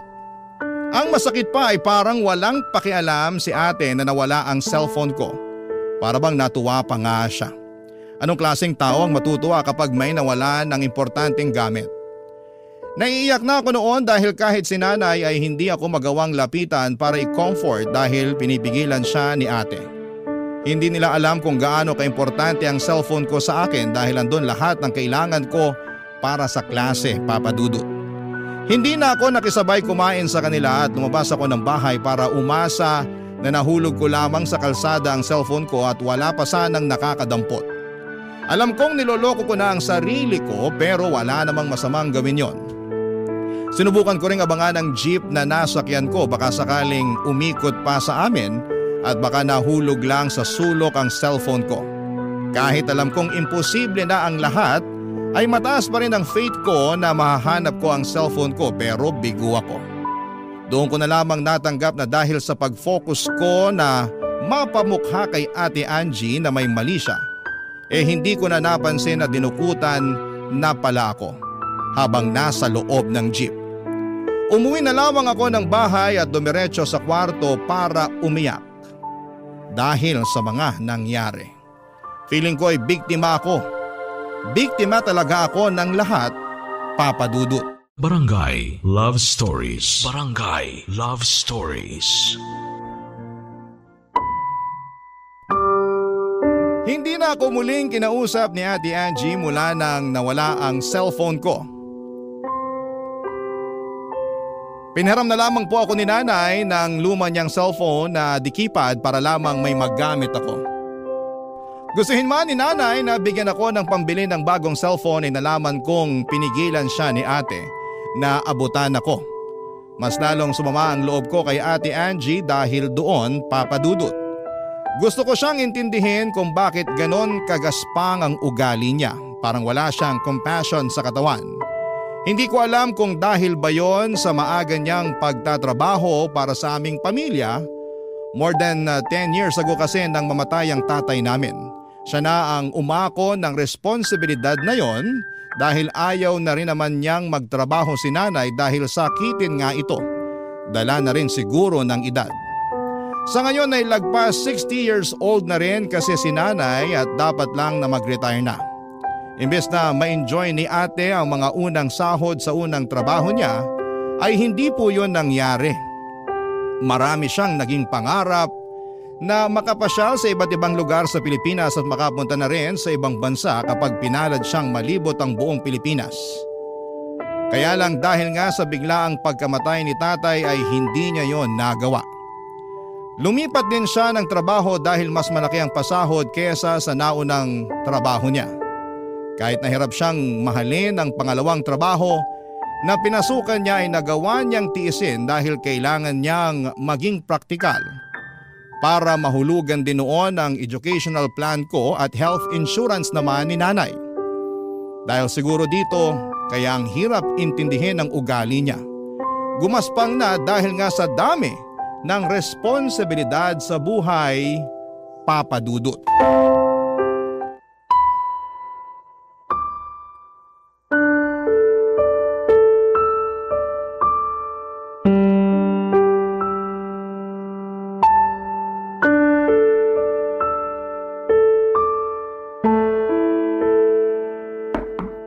Bukas yan, pasok! Lumamig na yung turon na niluto ko kanina. Sabi mo lalabas ka na ng kwarto mo. Wala po akong ganang magmerienda, Nay. Bigay niyo na lang po yung turon kay Ate Angie mamaya pag uwi niya. Paborito mo pa naman ang turon. Binalot ko talaga sa maraming asukal yung saging. Saka hindi ko nilagyan ng langka kasi alam kong ayaw mo nun. Thank you, Nay, pero busog pa kasi ako eh. Paanong busog? Hindi ka rin kumain kaninang tanghali. May natira pa akong chichirya sa bag ko. Yun po yung kinain ko kanina kaya nawala po yung gutom ko. Ano bang nangyayari sa yung bata ka, ha? Ilang araw ka nang walang ganang kumain. Lagi ka na lang nagkukulong dito sa kwarto mo. Wala lang po ako sa mood, Nay. Babawi na lang po ako sa susunod. May tampo ka pa rin ba sa ate mo? Hindi naman nawala yun, Nay. Ay, wag mo sanang masamain ang ipinapakita sa'yo ng ate mo. Nung una, hindi naman sana. Kaya lang, paulit-ulit na lang niyang pinaparamdam sa akin na problema lang ako dito sa bahay. Hindi ako makagalaw kahit good mood siya. Paano ba naman kasi, bawat galaw ko, pinupunan niya. Para bang lagi na lang niyang inaasahan na magkakamali ako? Ang hirap gumalaw na pag lagi kang binabantayan. Pagpasensyahan mo na lang ang ate mo. Kilala mo naman yun. Iyon na nga po eh. Kilalang kilala ko na siya. Ni minsan hindi niya nakita yung magaganda ko nagagawa. Nipurihin ako kapag mataas yung grades ko sa school. Hindi niya yung ginagawa. Pero kapag maliit lang na pagkukulang ko at pagkakamali ko, hanggang kinabukasan na kagad yung sermon. Ako na lang ang babawi sa mga masasakit na sinasabi niya. Ako na lang ang papansin sa mga nagagawa mong maganda. Nakikita ko naman yun. Kaya huwag kang mag-alala. Ay, salamat po, Nay. Alam ko naman pong nakikita niyo yon. Pero masarap din naman sana sa pakiramdam kung makita rin niyo ni ate para mabawasan yung galit niya sa akin. Hindi naman galit sa'yo ang ate mo. Galit lang siya sa mga maling nagagawa mo. Kasi ang taas ng expectations niya sa akin eh. Nakakalunod, Nay. Alam ko achiever siya nun. Pero wag naman sana niyang asahan na katulad din niya ako. Ano ka ba naman, Kate? Alam niyang malaki ang potensyal mo, kaya nadidismaya lang ang ate mo kapag hindi mo ginagalingan. Ganoon kataas ang tingin niya sa'yo. Parang hindi naman. Pakiramdam ko ang baba lagi ng tingin niya sa akin. Mali lang siguro ang paraan ng pagpapakita ng ate mo kung gaano kataas ang tingin niya sa'yo. Saka ayaw niya sigurong lumaki ang ulo mo, kaya hindi niya masyadong pinapansin kapag gumagawa ka ng maganda. Hindi naman kawalan sa kanya kung paminsan-minsan papansinin niya na may nagagawa rin akong tama. Para ma-inspire naman ako lalo na pagbutihin pa. Hayaan mo.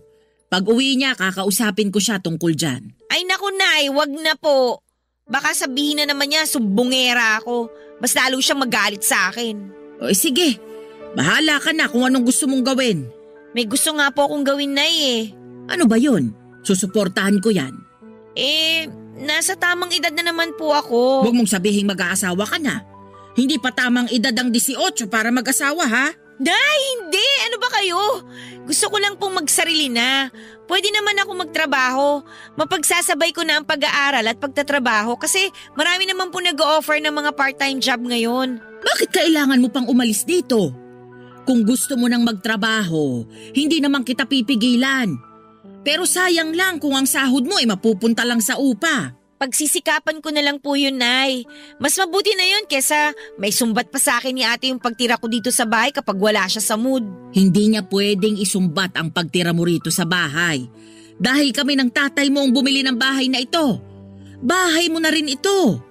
Pero Nay… Huli na to na pag-uusapan natin ang tungkol sa paglipat mo. Magsuklay ka na riyan at lumabas ka ng kwarto mo. Sabayan mo na akong kumain ng turon sa kusina.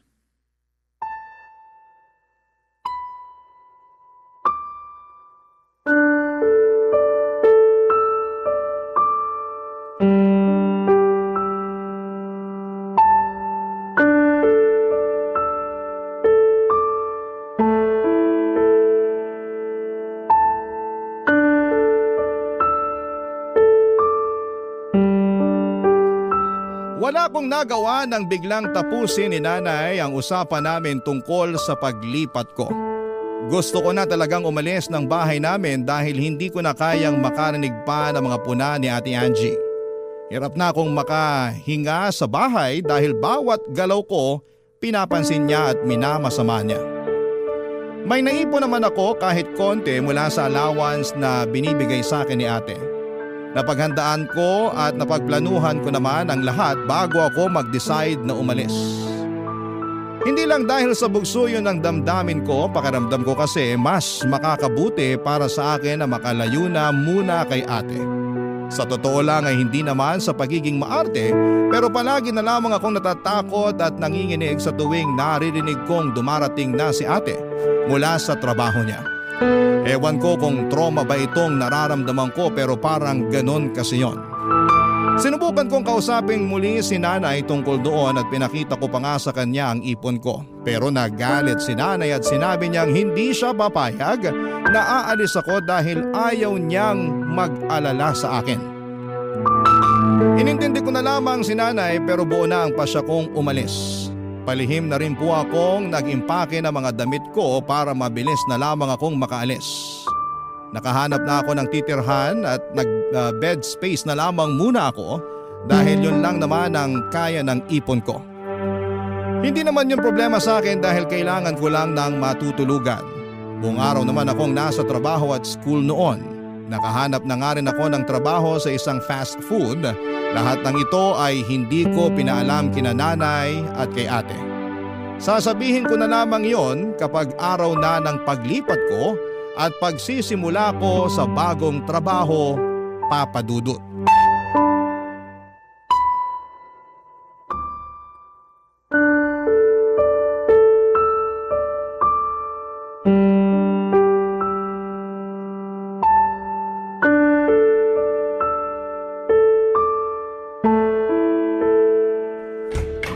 Hoy, Kate! Ate naman! Sana kumatok ka muna bago ka nagbukas ng pinto. Nagulat tuloy ako sa'yo. Kanina ka pa kasi pinapalabas ni Nanay para makisabay ka ng kumain sa amin. Busog pa ako. Kumain kami kanina ng mga kaklase ko sa kantin bago umuwi. Hindi ka na nakikisabay sa amin Lagi ka na lang sa school kumakain tuwing uwian. Saka kumukuha ng pera. May ipon naman ako ate. Yun ang pinangkakain ko nitong mga nakaraang araw. Kaya naman palang lakas ng loob mong huwag sumabay sa amin tuwing hapunan. Hindi naman sa malakas ang loob.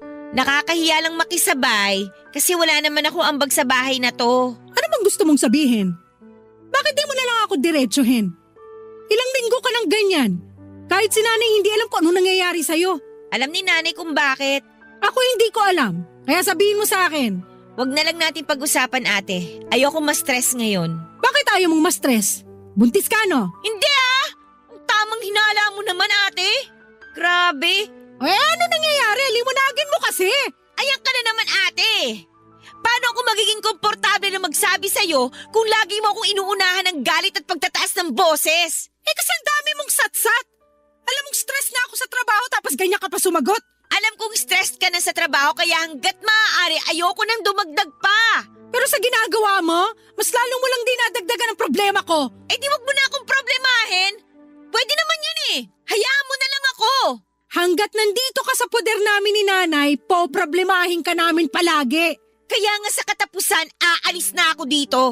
Magsosolo na ako para matapos na ang problema niyo sa akin. Lilipat ka ng bahay?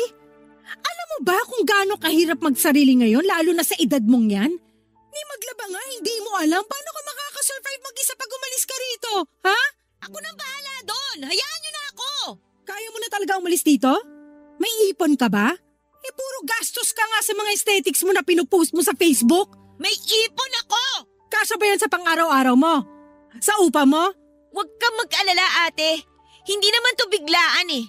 Kaya nakapag-ipon ako bago ko pa sabihin sa inyo. Hindi naman talaga ako nag-aalala sa'yo. Ang inaalala ko rito si nanay. Kapag umalis ka, sa tingin mo anong mararamdaman niya? Peperwisuhin mo pa siya sa pag-aalala? Matanda na si nanay, papaalala ko lang sa'yo. Masasanay din si nanay na wala ako dito. Mas maganda nga na umalis na ako dito eh. Para hindi na siya nai-stress kapag nagbabangayan tayo.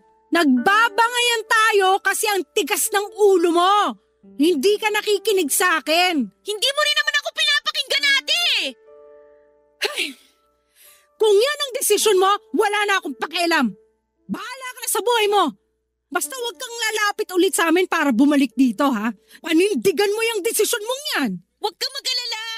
Hinding-hindi na ako lalapit sa inyo ni nanay kung yan ang pinoproblema mo. Bahala ka na. Lumabas ka na lang ng kwarto mo para makisabay sa amin. Hindi nga ako gutom. Kahit huwag kang kumain. Sabihin mo lang kay nanay ang tungkol sa plano mong umalis dito. Alam na niya.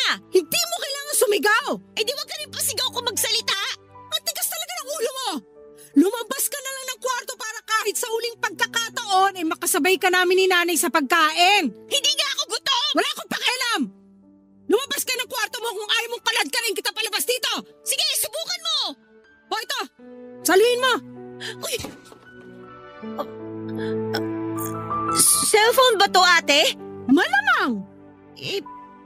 Para saan to? Malamang para sa'yo. Sahod ko kanina kaya bumili na ako agad ng bagong cellphone mo. Kapalit nung nawala mo. Ingatan mo na yan, ha? Huwag ka na namang tatanga-tanga para hindi ka ulit madukutan. Salamat, ate, ha. Lumabas ka na. Pagbigyan mo na si nanay na sumabay ka sa amin. Huwag ka na mag-inarte dyan kung ayaw mong tamaan ka sa akin. Dali!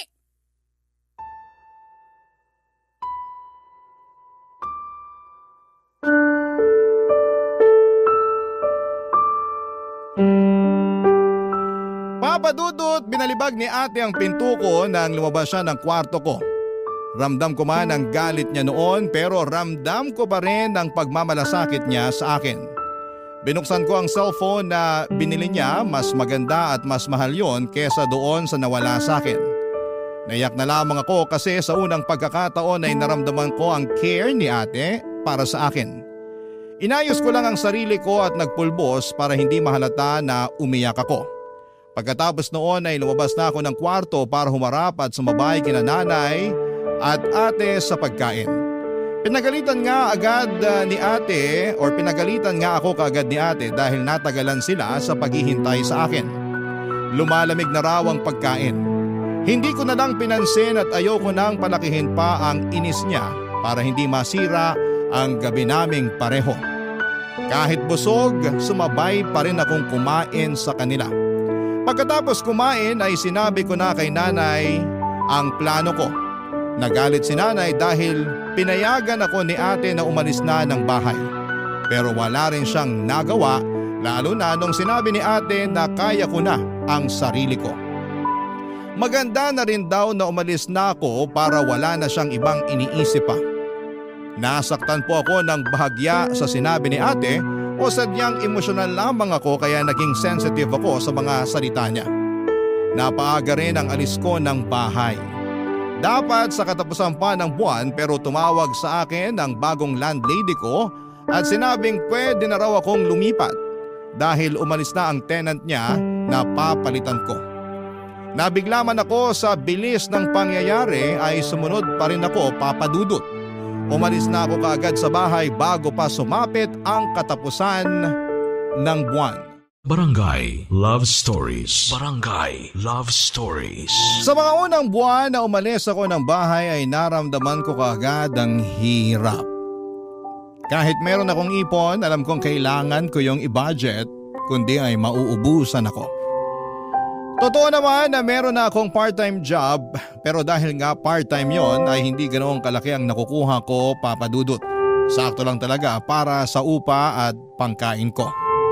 Alam kong kailangan kong maghanap pa ng extra na trabaho pero alanganin na dahil na rin siyempre nag-aaral pa ako. Mabuti na lamang at bayad na ang pag-aaral ko sa tulong ng educational plan na nakuha ni ate para sa akin on. Laking ginhawa ko noon para sa akin at sinikap kong magtipid lalo't hindi ko tinatanggap ang gustong iabot sa akin ni nanay na tulong.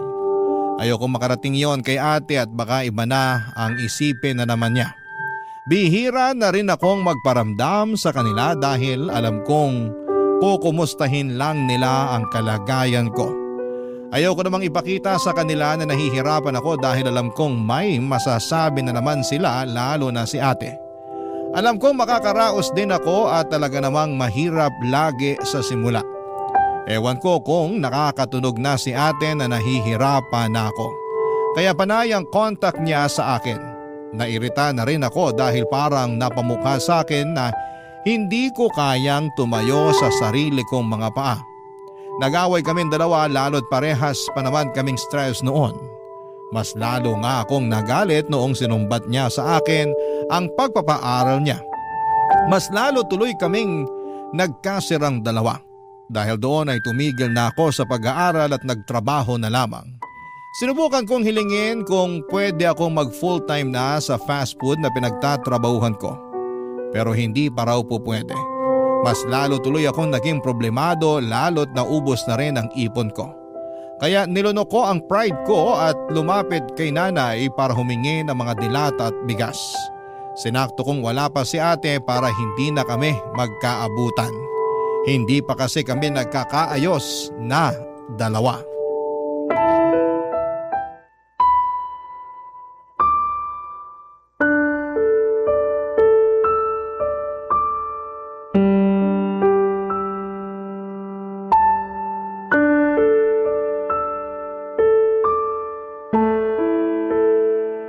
Kunin mo na lahat ng sardinas dyan. Lalo na yung mga maaanghang. Ikaw lang naman ang mahilig dyan noon kaya bumibili ang ate mo niyan eh.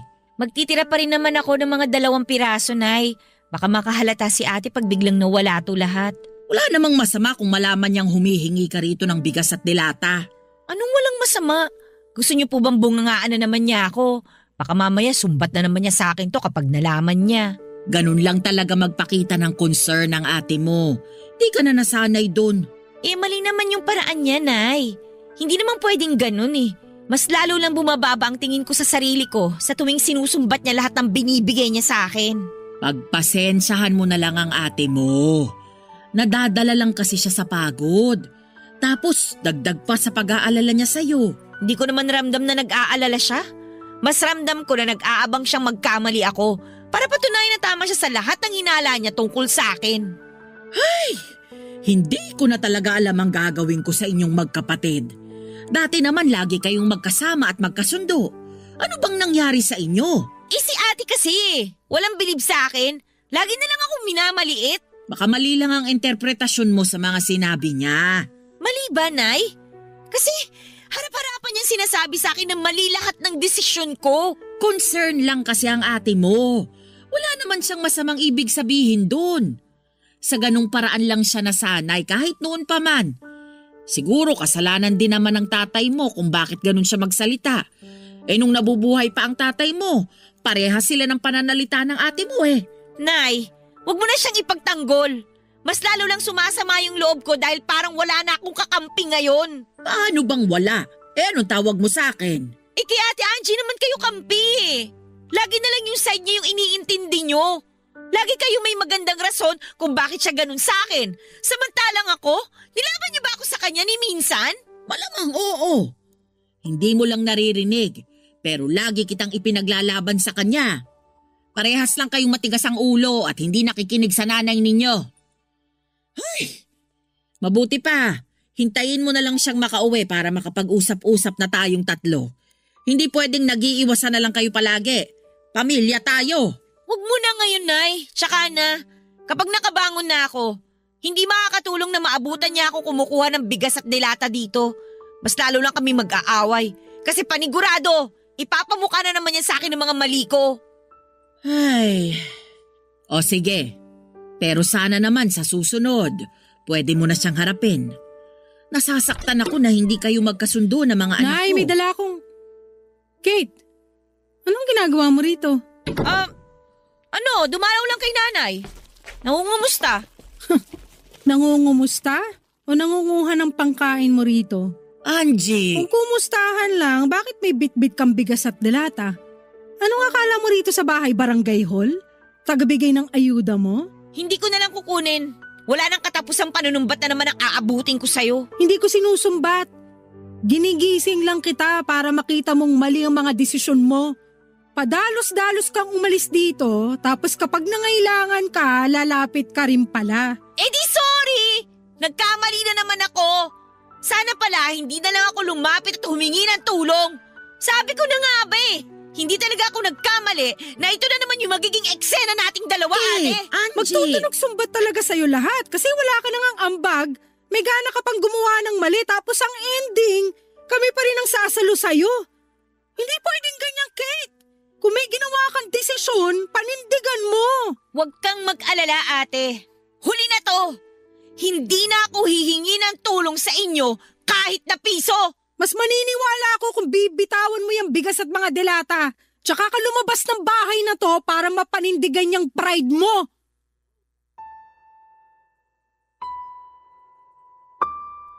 Sinubukan pang umawat ni nanay sa amin ni ate pero wala siyang nagawa. Naiyak na lamang akong binitawan ng bigas at dilata at saka ako lumabas ng bahay. Binalibag ko ang pinto sa sobrang galit.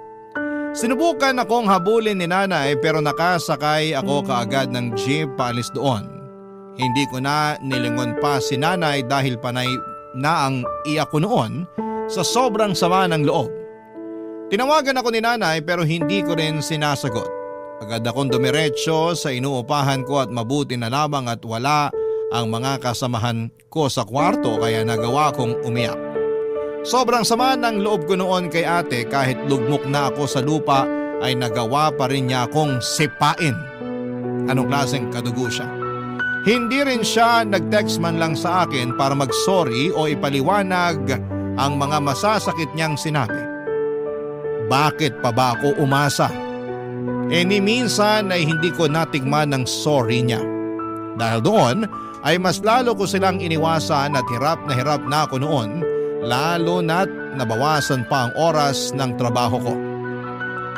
Sinikap ko maghanap ng ibang trabaho pero walang tumatanggap sa akin dahil bukod sa masyado raw akong bata ay wala pa akong tinapos na pag-aaral. Nagtuloy-tuloy ang problema ko, Papa Dudut, ilang beses na lang ako sa isang araw kong kumain. Madalas pa ay puro biskwit, fishball at 3-in-1 na kape. Bubusugin ko na lamang ang sarili ko sa libreng tubig sa inuupahan ko.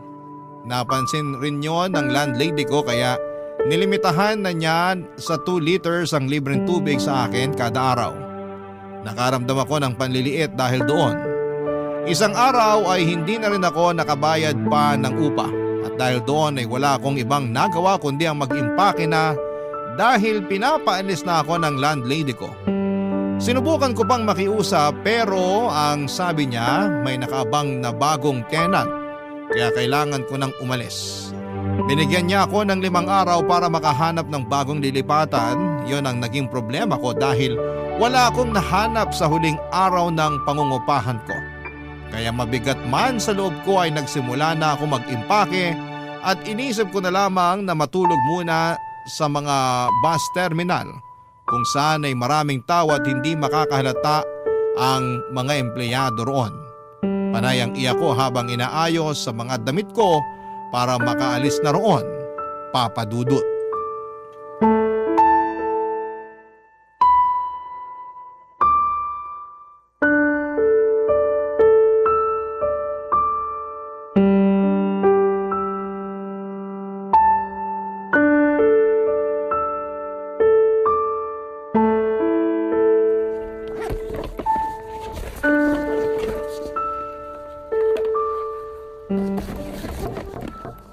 Bukas yan. Kate, Oh, paano mo nalaman tong boarding house ko? Tsaka, ano ginagawa mo dito? pinapunta ako ni nanay. Nararamdaman niyang may problema ka. Ayos lang naman ako. Bakit ka nag-eempake? Lilipat na ako ng maupahan. Malapit dun sa trabaho ko para makatipid ako sa pamasahe. Nakausap ko ang landlady mo. So, alam mo na ang totoo. Hinuhuli mo lang pala ako. Nandito ka ba para ipamukha sa akin na mali na naman ang desisyon ko? Walang ganon. Pumunta lang talaga ako rito kasi nag-aalala na sa'yo si nanay. Hindi ka na nagpaparamdam sa kanya. Matapos yung nangyaring away natin sa bahay, as if naman may mukha pa akong ihaharap sa inyo. Saan ka titira ngayon? May nahanap na ako. Ako nang bahala doon. Ihatid na kita ron para alam ko rin kung saan ka pupuntahan. Ay, hindi na! Baka isang araw isumbat mo na naman sa akin yan. Hindi ako pumunta rito para manumbat. Gusto ko lang masiguro na maayos ang kalagayan mo. Ano bang sisiguruhin mo? Hindi ba alam mo naman na hindi maayos ang kalagayan ko? Di ba inaasahan mo naman to? Ayoko makipag-away sa'yo. Gusto kong tumulong. Tulong? Nung time na kailangan ko yan, anong ginawa mo? Sinumbat mo sa akin lahat, di ba? Kinapalan ko na nga yung mukha ko kay nanay na humingi ng bigas at dilata kasi gutom na ako. Nilunok ko yung pride ko na lumapit sa inyo sa bahay. Pero anong ginawa mo? Pinamukha mo akong patay gutom. Pinaiwan mo yung bigas at dilata pero pinabauna mo ako ng masasakit na salita. Ate, walang-wala ako nun. Pero mas lalo mong pinaramdam na mas mababa pa ako nun. I'm sorry. Yun lang? Sorry? Yun lang? Mabubura na ba niyan lahat ng masasakit na salitang sinabi mo sa akin dati? Sorry? Inaasahan mo bang ayos na tayo ngayon dahil binanggit mo na magic word na yan? Alam ko, marami akong nagawang mali sa'yo. Alam ko marami akong nasabi na hindi magaganda. Pasensya ka na kung sa ganung paraan ako natuto magpakita ng malasakit. Oo, masakit ang mga yon. Hindi ko naman itatanggi. Kapag inaalala ko lahat ng mga sinabi ko sa'yo, nagigilty ako. Huli na para bawiin ko yung kasi nakasugat na ako. Pero sana, maintindihan mo na nahihirapan din ako. Ate mo ko, pero ako halos ang tumayo bilang magulang mo. Ang hirap na hindi mag-alala sa mga ginagawa mo dahil kargo kita. Kailangan ko makita na maayos ang pupuntahan mo kasi ang hirap para sa akin na makitang mapunta ka sa walang kwentang sitwasyon. Hindi mo alam kung gaano ko sinisisi ang sarili ko mula nung hinayaan kitang umalis ng bahay. Hindi mo alam kung ilang beses akong gumigising sa gabi sa bawat kalus ko sa pinto dahil umaasa ako na ikaw yun. Nababalik ka na at mababantayan na ulit kita. Hindi mo alam na para akong sinisit-sit sa balat. Sa tuwing nakikita kong hindi mapakali si nanay dahil sa pag-aalala sa'yo. Kung kumain ka na ba o kung makakabayad ka pa ba ng upa. Hindi mo alam, Kate, ang hirap. Hindi mo alam. Yan lang naman ang kailangan ko eh. Ang paliwanag mo. Hindi ko na kailangan ng sorry sa mga masasakit na sinabi mo noon. Gusto ko lang maintindihan kung bakit gano'n ang mga sinabi mo sa akin. Ate, kasi sakit talaga ng mga sinasabi mo sa akin eh. Lagi na lang ako natatakot gumalaw kasi baka mamaya hindi mo na naman magustuhan yung magawa ko. Kaya umalis na lang ako ng bahay para hindi ka na laging galit. Para makagalaw na rin ako. Para makahinga. Ate, alam kong bigat na bigat ka na sa amin ni Nanay. At sorry talaga kung hindi pa ako makatulong sa'yo. Pero promise, babawi rin naman ako. Hayaan mo lang ako na magkamali kasi natututo rin naman ako eh. Hindi ko naman sinasadyang gumawa ng mali. Hindi lang talaga ako kasi galing mo. Kaya lagi ako natitison. Sorry ate ha. Balang araw, babawi naman ako eh. Hindi ka na mabibigatan sa akin. Makakatulog ka na ulit ng maayos kasi hindi ka na ulit mag-aalala. Promise. Basta, hayaan mo lang ako magkamali. Gusto ko rin namang matuto eh.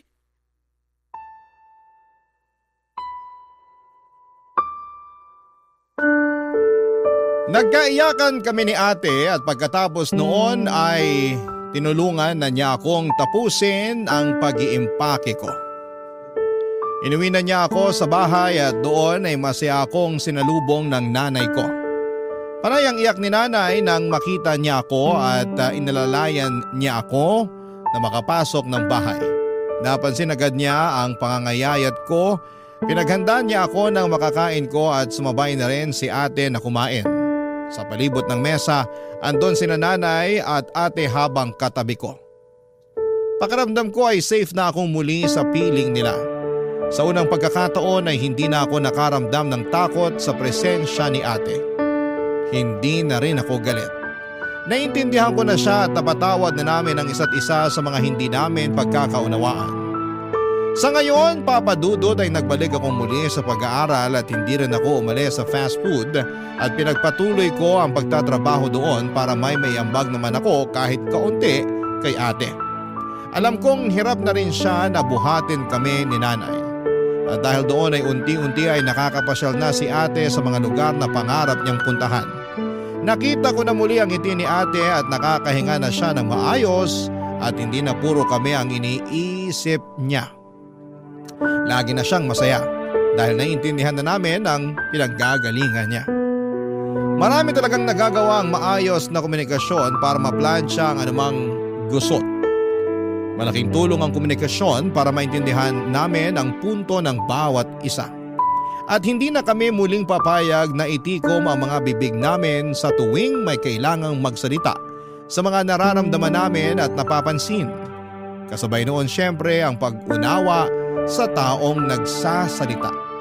Kapag pinagsabayon, paniguradong magiging maayos din ang lahat.